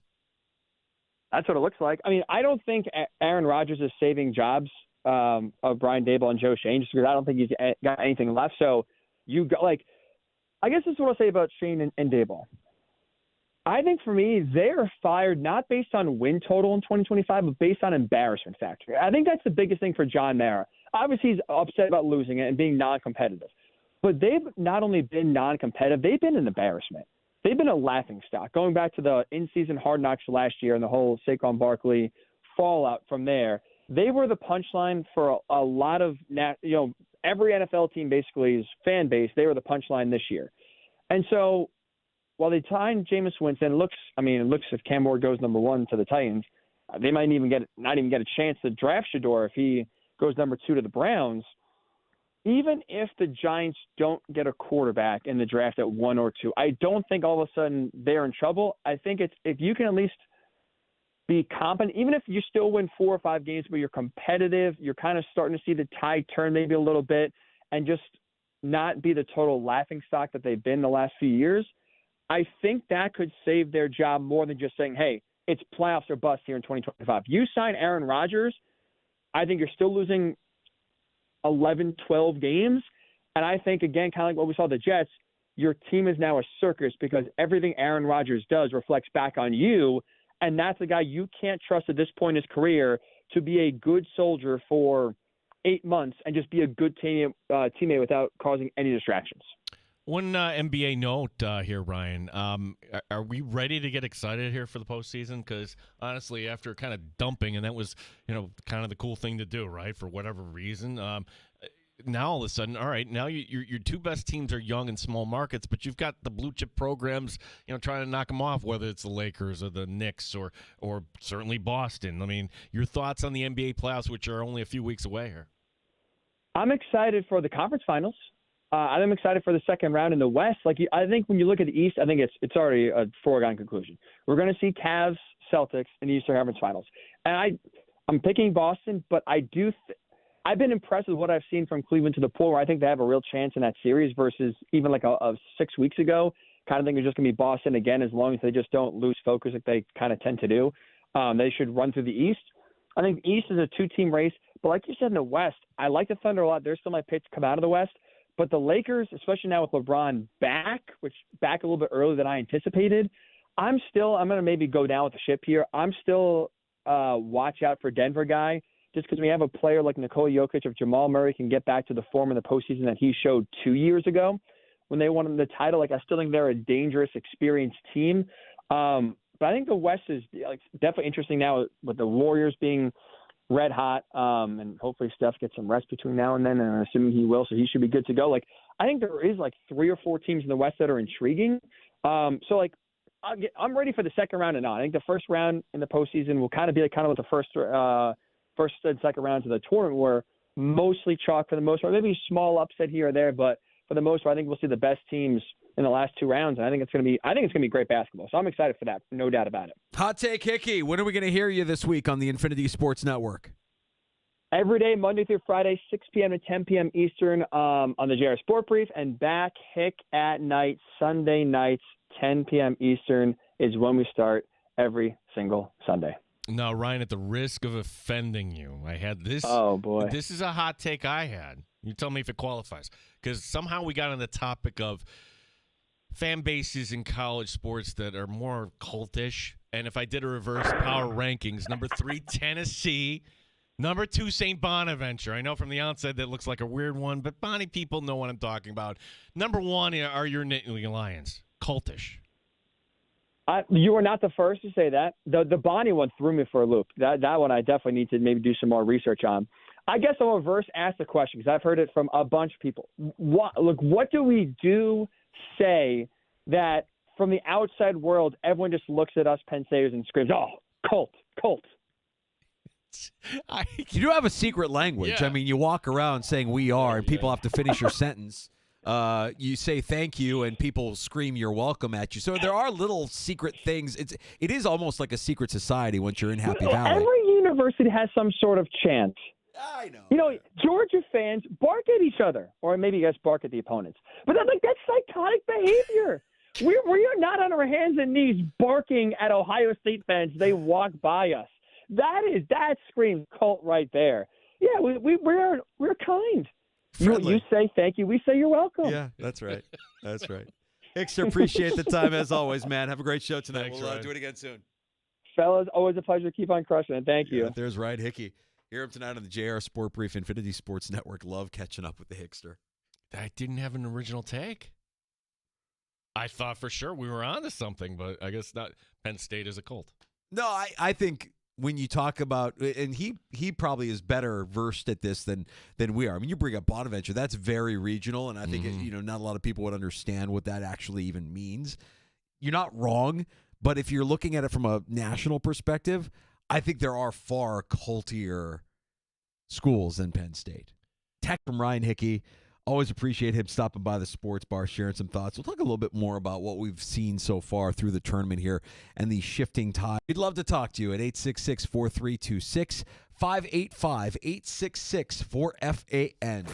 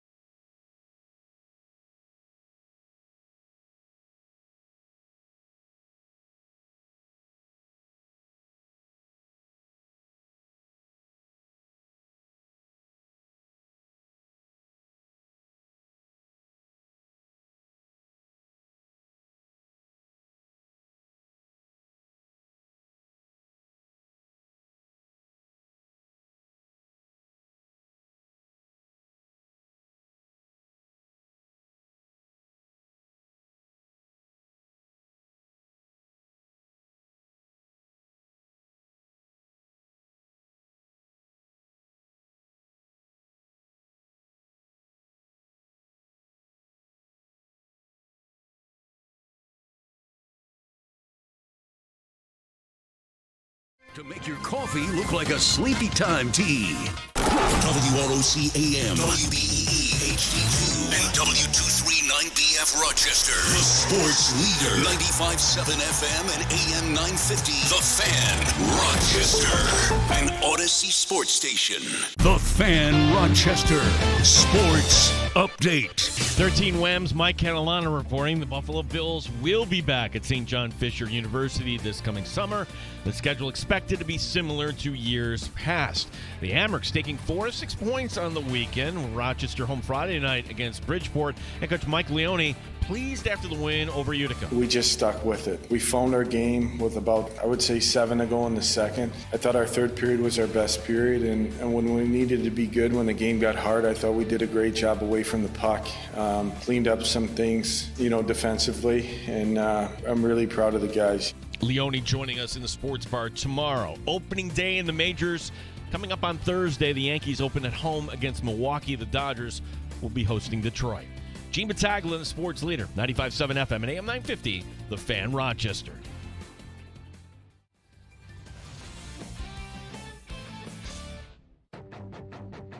The Sports Bar with Danger and Battaglia. Training camp. Yes. We're talking training camp. Holy cow, is this going to happen fast? 30 days from today. Welcome to the NFL Draft. We have got the Sweet 16. But there's other stuff going on. There's things percolating. We got some NFL news. We got some NBA news. We got some baseball. We will get all of that. Amherst Hockey. Mike Danger. Maybe I'll just go play Candy Crush instead. I'm Mike Danger for Candy Crush. Here you go. Play Candy Crush on your phone for 4 hours a day and not even know what happened at the time. Yeah, maybe I could make time for that. I don't know that I could make time for furthering my education. What are you talking about? Gene Battaglia. We have the poor people's cable. It is the most basic of basic. We might as well just stick an antenna out. Basic is basic and B. Not that we need to watch the tournament doing a show or anything. Would help. Right. Yeah, that would be nice. Poverty cable. 95.7 FM and AM 950 The Fan, Rochester. It's happy hour in the sports bar. Plenty of time for you to join us at 866-4326, 585-866-4FAN, our phone number. Appreciate you stopping by.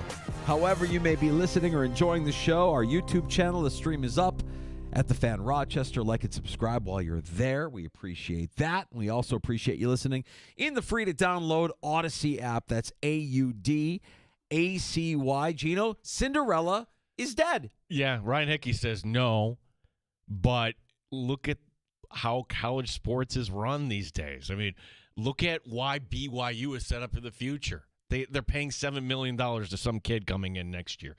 I'm really concerned, for anybody that goes to an alum of a Division I school around our area, like a UB, a Bonaventure, the idea that those programs can break through. Sure, there's always going to be a spot for you in the actual tournament, but the reasons we're tuning in, Danger, hey, let's see. We had McNeese State beat Clemson, but if you watch ACC basketball, was that really a surprise? This being the first year since 2018 that you got to the end of the first round, and the second round, like, wait a second, there's a 1, a 2, and a 3, and a 4 that didn't lose? End of the first round, days 1 and 2, I should say. Yeah.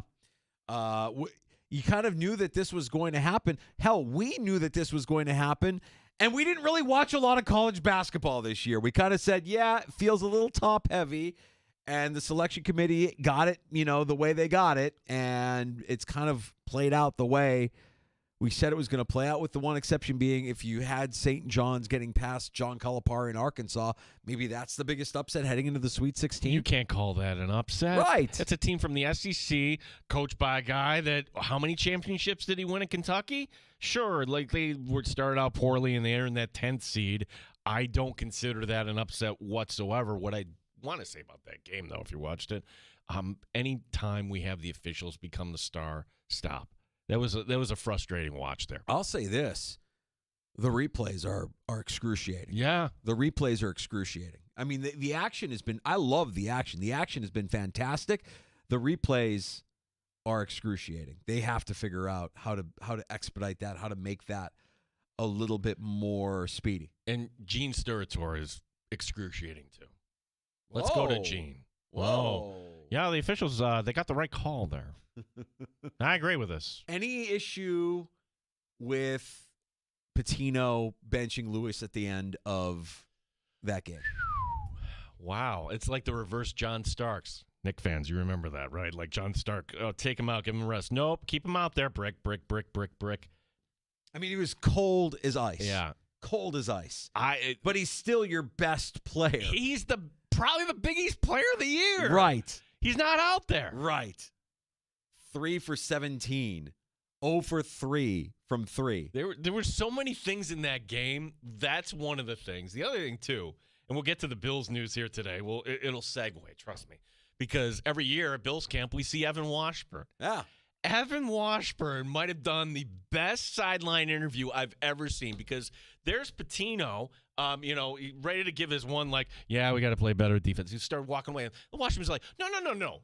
I'm asking a follow-up. Wouldn't let him off the hook. And then Patino opened up a little bit more, realizing, all right, I'm here to sell my program a little bit. So if you see that clip, I found it amusing. Yeah, I think you know that there's a history between the two coaches. I mean, for me, that was the marquee matchup of the weekend. And then, I mean, UConn, Florida didn't disappoint either. Hurley being Hurley and kind of blaming officiating at the end. Well, it's not only that, but now the story comes out because teams have these kind of rules, right? Like you want to shoot, you want to do this. And this is Hurley in front of the cameras, but they're going down the tunnel.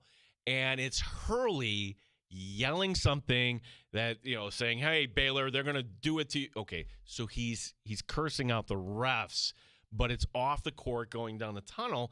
And the story is that the cameraman and the reporter actually got threatened by the director of communications for UConn. Like, if you release that, if you don't take that down, I'm going to make your life miserable. Oh, here we go. Like, Yeah, like communications director that chests up people nobody likes. But I think Hurley, I mean, this is who he is. I don't think he's capable of changing who he is. This is the same guy that earlier this year said, I'm the best coach in the game. Don't you turn your back on me to an official. I mean, like, this is who he is. I mean, kind of arrogant, a little off-putting in my opinion, but he's also like one of the, if not the best coach in the game. He's not wrong.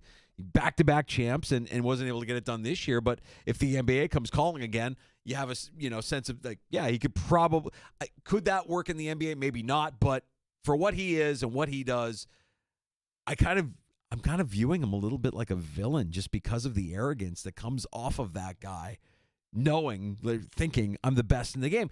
And maybe it's a function of the program because it reminds me a lot of Calhoun. I was going to say that. Yeah. Calhoun, like somebody like, hey, are you worth that?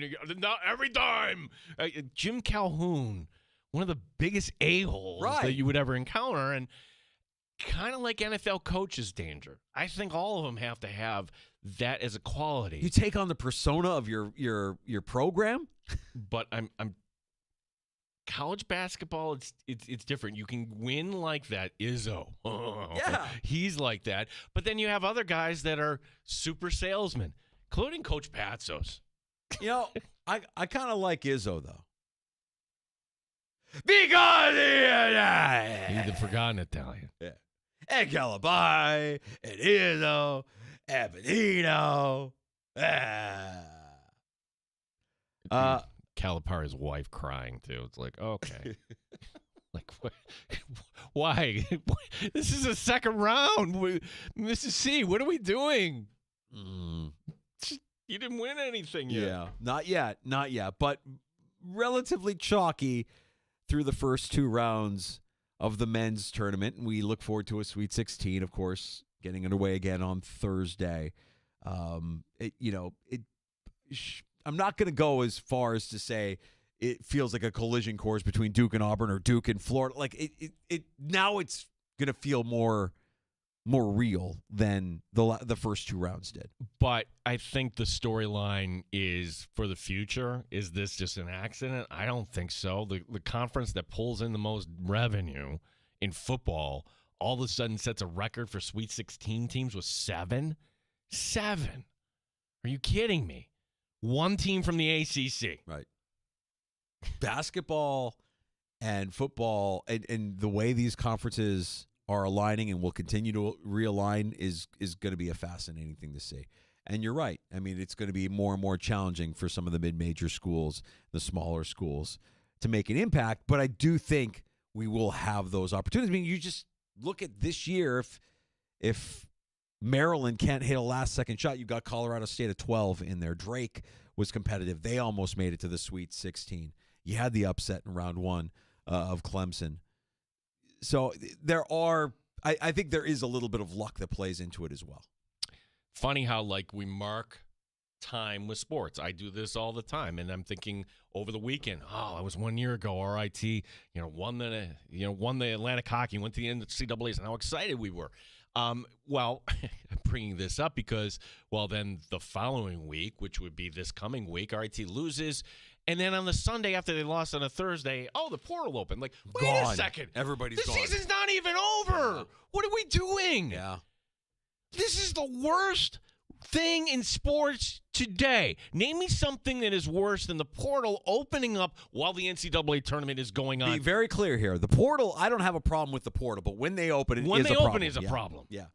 The idea that Pippen's kid from Michigan entered the portal. Michigan's still playing. I mean, I get football players saying, I'm not going to play in the Duke's Mayo Bowl because I'm, more focused on increasing my draft stock. This is the tournament, and you're still in, and your team is in the Sweet 16, and that feels like poor form. Well, it's also for these programs that are actually in the Sweet 16. How do you manage through all this? The portal's going to open up, and then you have guys that may be leaving. You're getting a late jump on next year, I would think. You would want to focus solely on your team and the tournament this year, rather than worry about what's next. Yeah. And I bring this up too because I don't know what's going to happen with Syracuse. That's the thing. Okay, you could be really down and out 1 year, like Michigan was, and then all of a sudden, poof, there we are. Get the money. Yeah, go get that money. Build up that collective. I mean, that's what it comes down to, right? Get the most money, get the best players, and you will be as competitive as your payroll dictates. The Bills are returning to St. John Fisher University, according to 13 Wham and Buffalo Plus's Mike Catalana, the icon, sharing that news over the weekend. Yeah, and this is normally the way it works, that the Bills haven't officially put this out yet, and part of the reason they don't officially put it out is, when they do, it's going to kind of give you more details as to, how you can go online and get your training camp tickets and all that stuff. As far as the Buffalo Bills coming back to Fisher, that is what we want. Thank you. Special thank you going out to the fine members at Oak Hill Country Club for welcoming in Josh Allen, welcoming in Brandon Beane. I'm sure you've done a lot of other things because keeping the course pristine, making sure that it's up to snuff. Yes, because practice is over. You have your meetings, and these guys can go shoot some, get a few holes in, at least in the afternoon if they wanted to. And I do believe that's part of it, where they say about team bonding and blah, blah, blah, blah, blah. If that course wasn't there, would Josh Allen really be into coming to St. John Fisher? We asked Brandon Beane what he thinks about coming to St. John Fisher. I love it. I love it. Well, that's different, yeah. But he won't. He'll come. I mean, Oak Hill is a part of it. Being able to play Oak Hill is absolutely a part of it. They've all but told us as much. We love being here. We shot at Oak Hill the other day. We get out there. That is a big selling point. If Josh wasn't as much of a golf fanatic, I don't know. I don't know what it would be. If he didn't want to be here, then camp would not be here. But we have Oak Hill. Therefore, he will go away to camp. It's great for our town. Fantastic. It really is, yeah. Now, what about this from the Buffalo News? Are you a 300-level season ticket holder? Because you are going to learn this week the price of your PSL and your season tickets for the 2026 season in New Highmark. How many of those people from the 300 level will actually spend more and move down to some of those pricier seats that are not available? The reason they did this was actually in reverse. Somebody in the 200 level, or whatever that was, somebody we knew on the 20-yard line, $10,000 a seat, PSL. Oh, I can't afford that. I'll move upstairs. Well, we're not selling those yet. Yeah, right. Honestly, that's how they put the brakes on this whole process, because hey, I still want to be a part of this. Maybe I sacrificed the primo seats. Well, sorry, you didn't get to make that decision. Now, if you want to go that route, well, then you got to get in line here because now everybody that was up top, you get your choice. The Buffalo Bills experience is going to be busy here over the course of the next few months because their hope is to get through the 300 level and the 400 level by the time you get to the opening weekend of Bills football this upcoming season. So the calls are coming. You're going to hear this week what it's going to cost you, and you'll get the invite to go to the Bills experience where they ask you to sign on the line, which is dotted. The price for the 300 level, the lower of the two upper levels, the price for a PSL is somewhere in the $5,500 per seat range. When you get to the 400 level, that PSL is expected to be as high as $2,500 and as low as $1,000. Okay. So this in again. We have financing available for you right here. Yes. 48 months, you put it over, and it's a low payment, $125 a month. And, courtesy of M&T Bank. yeah, and you know what? That's less than your cell phone, Mike Danger. Right. You know, like you go out to dinner once a week. Well, hey, this is an investment. You'll hear that phrase too. It's an investment. So be prepared. They're going to try and close on you, and they will close in on you here over the course of the next coming weeks and coming months. Right, Mike. Because only one thing counts in this life. Get them to sign on the line which is dotted. And you're familiar with the phrase fear of loss, right? Fear of loss. Fear of loss is a sales technique where, hey, okay, welcome to the Bills experience, Mr. Danger. Come on, sit down. Yes, we'd love to have you a part of it. $5,500 and this time, right? Oh, yeah, I need to think about this. I need to talk about it with Sandy. I need to kind of talk about, well, you can do that, but you know what? We've got another 2,500 appointments, so I can't promise that. Yeah, can't promise you that we'll have a seat left for you. Because we're adding a little something to this month's sales contest. As you all know, first prize is a Cadillac Eldorado. Anybody want to see second prize? Second prize is a set of steak knives. Third prize is you're fired. Bringing Alec Baldwin for the stretch run here. You know what it takes to sell PSLs? It takes brass balls. Hit the bricks, pal, and beat it, because you are going out. So that's in your future, Bills season ticket holders, if you're in the 300 or 400 level. We don't have any nothing really over the weekend here from the Bills. I think have we kind of and for some of these familiar names still sitting out there. Amari Cooper still sitting out there. Von Miller. I like various things. Douglas. Yeah. Right. Owners meetings got underway yesterday. No, next week. Next week. Okay. Oh yeah. Starting to hear some of the the rule proposals that started to come out last week before the tournament kind of took center stage, and the NFL took a backseat to men's college basketball. But we'll be hearing more about those rules here as we need 24 NFL owners to vote a rule. The kickoff could potentially change again, by the way. Like that was a 1-year thing, and if they want to keep it, you have to get better than 24 votes for that to remain. Whenever you change something, what's the first thing? I don't like it. People don't normally like change. Did we get that with the kickoff? It was kind of like an I think the kickoff is still the kickoff. Yeah. They'll have their stats and they'll have their reasons why it was better, whether it was because there were less injuries or I think they still have to change the touchback rule. Make the touchback the 35. Make it a little bit more painful for the touchback. Yeah, I think declaring onside kicks, that's the downside to this. That they have to do something about that. It's a part of the game that is just gone. It's just it's missed.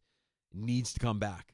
I'm not in favor of the defensive holding automatic first down proposal that they put out there. Like, okay, that's not going to happen, right? That's going to get shot down because it's a pass-happy league. It's an offensive league. You do realize illegal contact and not pass interference, but illegal contact and defensive holding by corners. You realize which team led the league in that last year? The team proposing it, Detroit. Of course they want it off the ball. Right. And also the team that got slapped around during the tush push proposing that play gets penalized. Not eliminated, that you can't immediately push somebody which again, now it's a judgment call. What is that? How does that look? What if it can't be immediate? Some of those plays weren't immediate when Josh Allen was, shifting to the left or shifting to the right. Well, he always shifted to the left. That's kind of how he got snuffed out against Kansas City. But the idea that Philly just absolutely obliterated Green Bay with that play and they had no answer for it, Green Bay making that proposal as well. So just a few of the rules in the NFL that will start to make some headlines here as we get to the owners' meetings coming up. Yeah, Matt LaFleur, he fell down and broke his glasses. I don't like Nick Sirianni. I'm suing Howie Roseman. Nick Sirianni, Jalen Hurts, Saquon Barkley. I fell down the stairs and my shoes fell off. I fell down the stairs. I broke my glasses. They were very mean to me. We got to work on that a little bit. Yeah, maybe it's missing something. But I'm suing everybody. I'm suing Jeffrey Lurie. I'm suing Bill Belichick. Bill Belichick is always in my lawsuits. He was very mean to me. I fell down the stairs and my shoes fell off. I guess I'm going to sue you too. I'm suing you. I'm suing punitive damages. I want what's coming to me. I want what's right. We'll work on it. It's missing something, but we'll work on it. Dramatic reading, I think it works. We get to a round of shots next. Yeah, we should. As we have, some things we can talk about here. As here we go. College basketball, Amerks we've got coming up. Major League Baseball. This is the last year ESPN will have it, and where could these rights go? And this is actually kind of funny. Sean McDermott's going to have his eye on a new guy here coming out of college. And no, this isn't a football player danger. Oh. When I heard this over the weekend, I'm like, wait a second. All right. There's something, I'm confused on this. I need your help. All right, we'll get into that and more next. A round of shots coming up. Don't forget about Last Call. You can have the final say in the sports bar, the final word at 866-4FAN, 585-866-4326. You're listening to the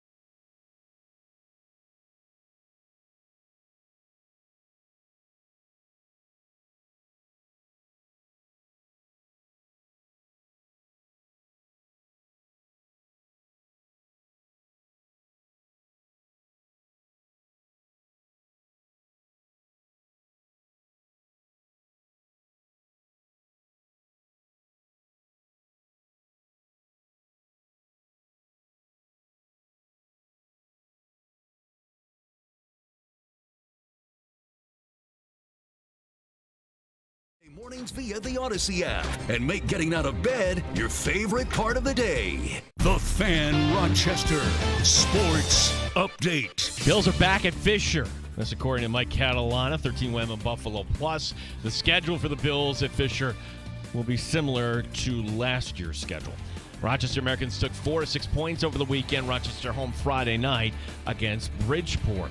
Opening day in the majors coming up on Thursday. The Yankees at home against Milwaukee. Back to the Buffalo Bills. Steve Tasker wants the Bills to focus on one side of the ball. I can't put wide receiver at the top of the priority list the way the team is currently constructed and with the production you know you've got offensively on that side of the ball. If you can get one, sure. If you can sign one cheap, sure. But you got to have some bodies. Yeah. And corner is a glaring need right now.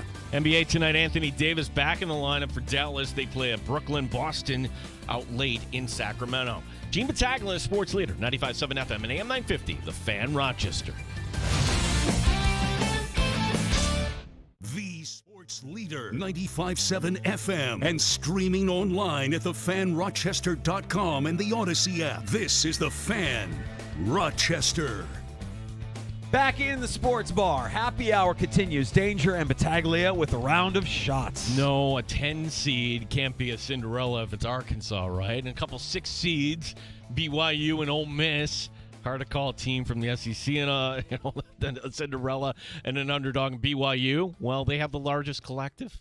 Fun fact, Danger, this is the first time since 2018 that all the 1 seeds, the 2s, the 3s, the 4s, they all made it out of the first round. So it's not unprecedented. What we're seeing has happened before along these lines, but it does feel different. It feels different this year because of the widening gap between the haves and the have-nots. It's also your perspective, too. If this were, let's say, Syracuse in the Big East days, and my gosh, 7 teams are in, yeah, and then anybody in 1985 was around, 3 teams made the Final Four, like, probably down there they're loving it, right? Yeah.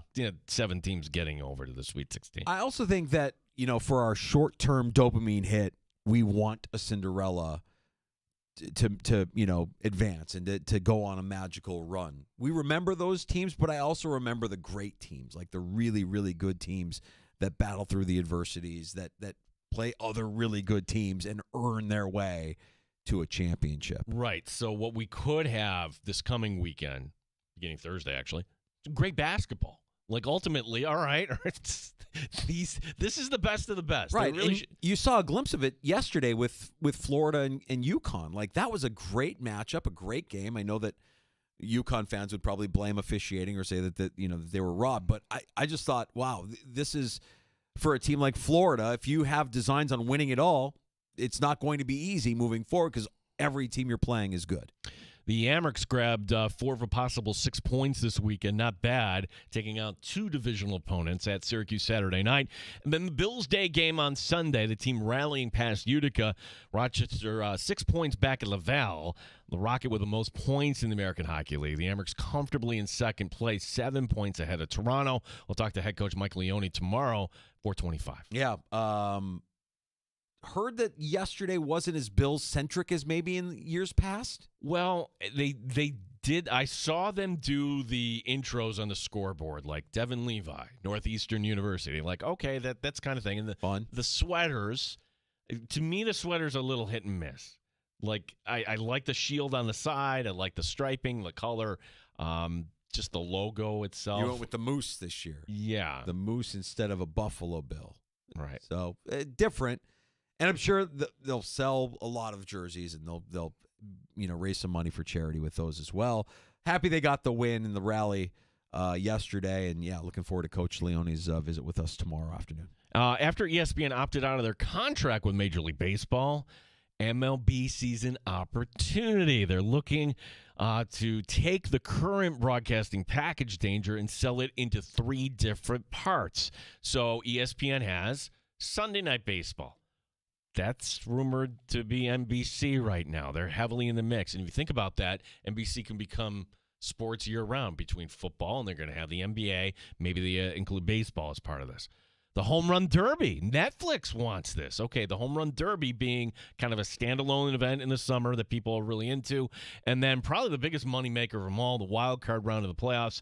The current deal with ESPN expires after this season. Kind of surprised that ESPN opted out of this. But the thing I don't like about this is it's just going to make things even more fragmented as far as where's my game?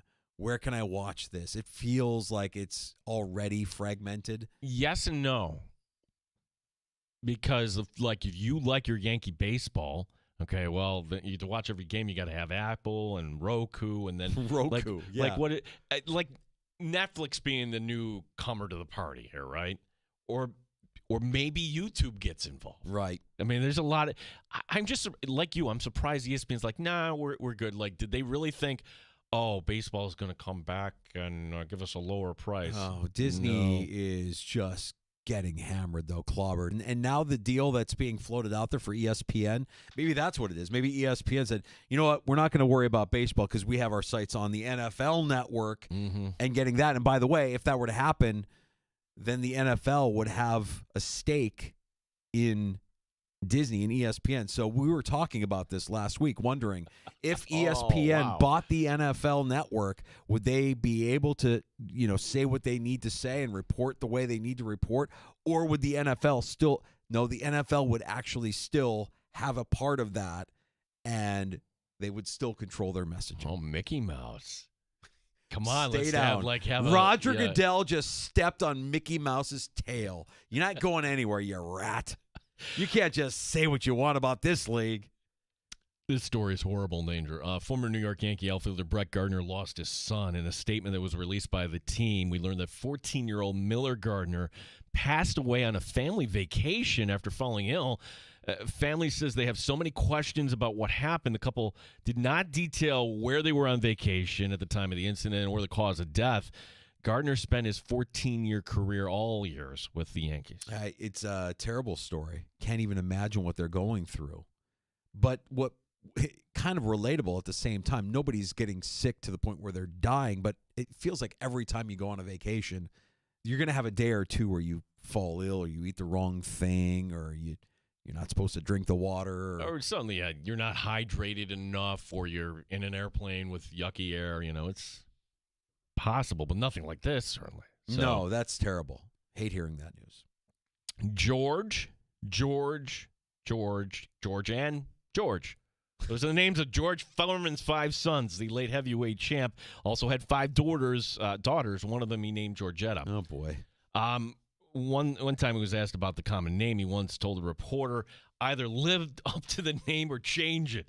We lost the big sports personality Friday evening. George Foreman was 76. We had a lot of death here during a round of shots. So we'll raise a glass to George Foreman. You had the grill, right? Everybody had the grill at one point or another. Yeah, of course. I mean, as a bachelor, I lived off of the Foreman grill, the little drip tray that all the grease, a.k.a. the flavor, all of that just dripping off and landing in that drip tray. Yeah, that little spork there, you would, Yeah. So easy to clean. You just rinse it underneath the sink and you scrape it with your little spork spatula. Like, what other athlete has a kitchen appliance named it? Like, everybody knows the Foreman grill. Everybody knows the Foreman grill. The Foreman grill, I mean, George Foreman was a hell of a boxer, but the Foreman grill made him a household name. Because let's face it, every housewife in America and every guy that was single, it was just an easy utensil at the time, easy appliance at the time to operate and own, and his name was all over it. I read up a little bit about, these 10 children, and like half of them, Danger, like helping to run the family business. Like, he provided wealth for his family, and there's a lot that still goes into it these days. Lots of Georges. George the Fifth, George the Fourth, George the Third. Lots of Georges. Finally, I'm confused. Someone's got to help me out on this one.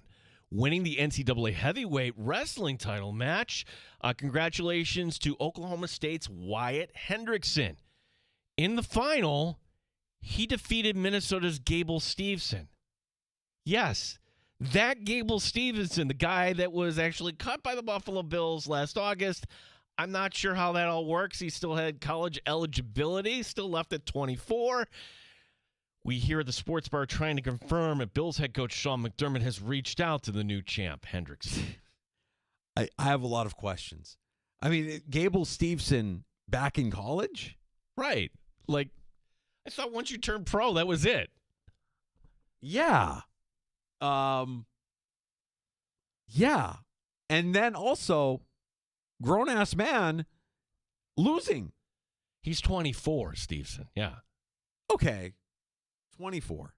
But an Olympic wrestler, gold medalist. Right. Spent some time with the WWE, if I'm not mistaken, if I remember his resume. Right. So he's got a little bit of this experience. What school did he go here? What college did he choose? He Minnesota. So he was at Minnesota, and didn't wrap it up. And so I still think the guy that McDermott's going to have eyes for, besides the UB kid, right? UB linebacker, that feels like a lock. That's a 5th round pick. Yeah. Kid that'll go undrafted. Speaking of the University of Minnesota, the player that showed up late to the Senior Bowl because he got the call late, showed up late. He's getting interviewed, and he basically said, yeah, I'm ready to go. No, I haven't seen the playbook. No, I have no idea what plays. But when they want me out there, I'm ready to go.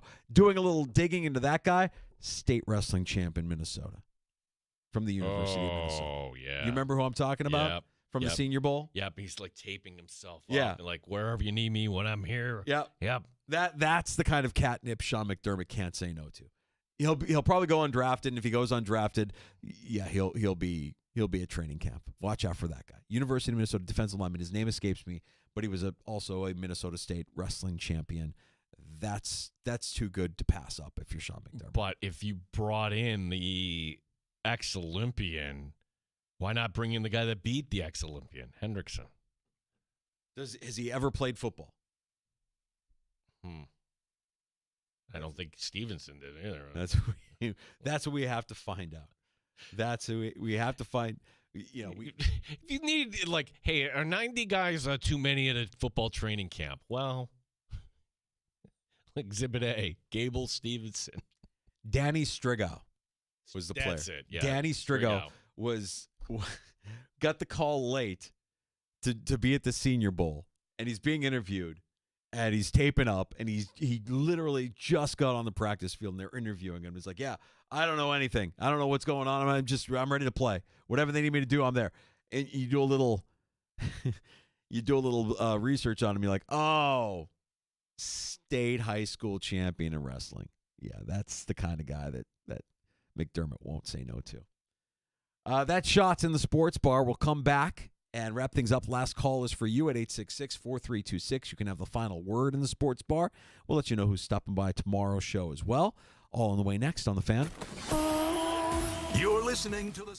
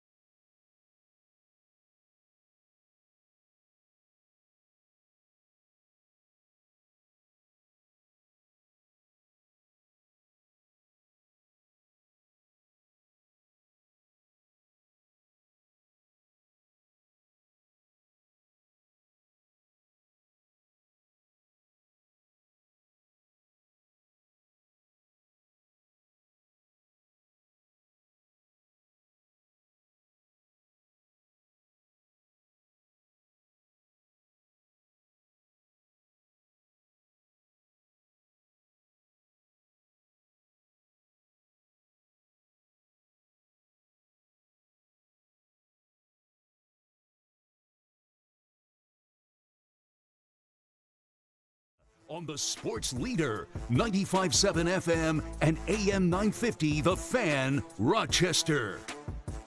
Fun afternoon in the sports bar, as we like to have. And if you missed any of it, the free-to-download Odyssey app, our home online. Search out The Fan Rochester. You can go back and listen to any part of the show that you may have missed. If you like your podcasts, you'll find us there as well. Just search out the sports bar.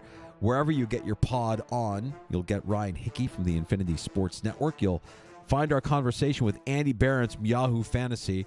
Andy, I think, is on board with my prediction for the MLB season. 157 wins for the Los Angeles Dodgers.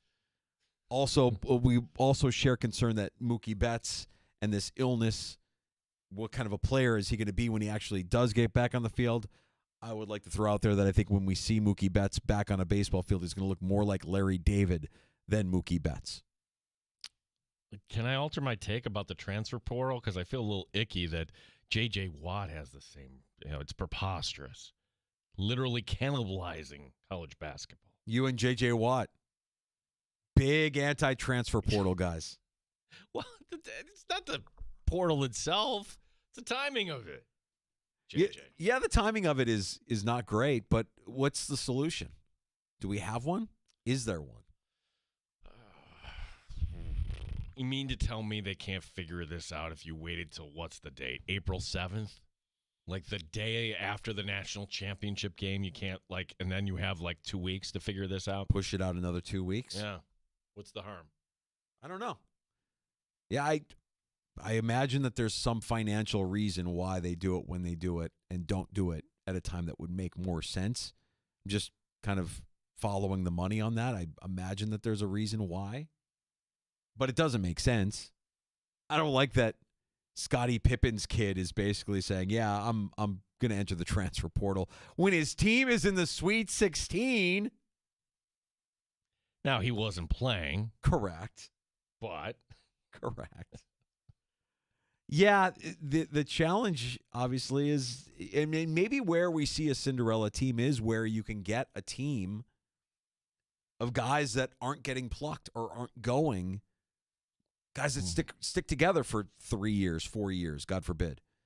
I don't know how often we're going to see that because the best players are getting plucked. They're following the dollars, and they have the right to do that now. One quick NHL take. The Winnipeg Jets will not win the Stanley Cup. I know they're one of the best teams in the West. I know they'll have home ice. I know everything, but you're not mentally tough if you can't finish off. Damn it, Gene. We went 2 hours and 48 minutes. Without saying the S word. I guess you didn't say the S word. I didn't say it was a take on the Winnipeg Jets. But you brought them up. We almost made it all the way through. I agree with you. Neither will the Vegas Golden Knights. Nope. Can't do it. Can't buy. Can't believe in a team that somehow allows the Sabres to get a W on you. No chance. I've lost track. Where are they now? Where are they next? Do we know? Do we care? No, they're not playing tonight, and they play tomorrow. Against who? Tomorrow? We're really selling the product here. I'll have to look it up. I told you today. I'm like, I don't want to talk about this. Well, you brought it up. I did. I brought it up in the context of Winnipeg. Brought it up. We almost made it. Damn it. Oh, okay. Ottawa tomorrow night. All right. So Dandalorians. The Dandalorian will be excited. Sure, there'll be 7,000 people in Buffalo tomorrow night. If there's 7,000 in the arena, better than 3,500 Ottawa fans somehow, surprisingly. Tomorrow, as we do on a Tuesday, we'll talk some Buffalo Bills with our buddy Matt Perino from the Syracuse Post-Standard. He stops by at 3:25. Where Matt is going to the NFL owners meetings, too. So they begin this coming Sunday. Yeah. So we'll pick his brain about what his agenda will be going down there. His agenda will be going to the cocktail party and rubbing shoulders with all the NFL executives that are there that invite you to the cocktail party, the basic meet and greet. I think Brandon Bean's like, so Matt, what product do you use in your hair there? I don't know that Bean is asking him that question. We would ask him that question out of curiosity. We did. It's cement. Yeah, it's cement. Mike Leone, Rochester Americans head coach, also stops by every Tuesday at 4:25. He'll be by tomorrow afternoon.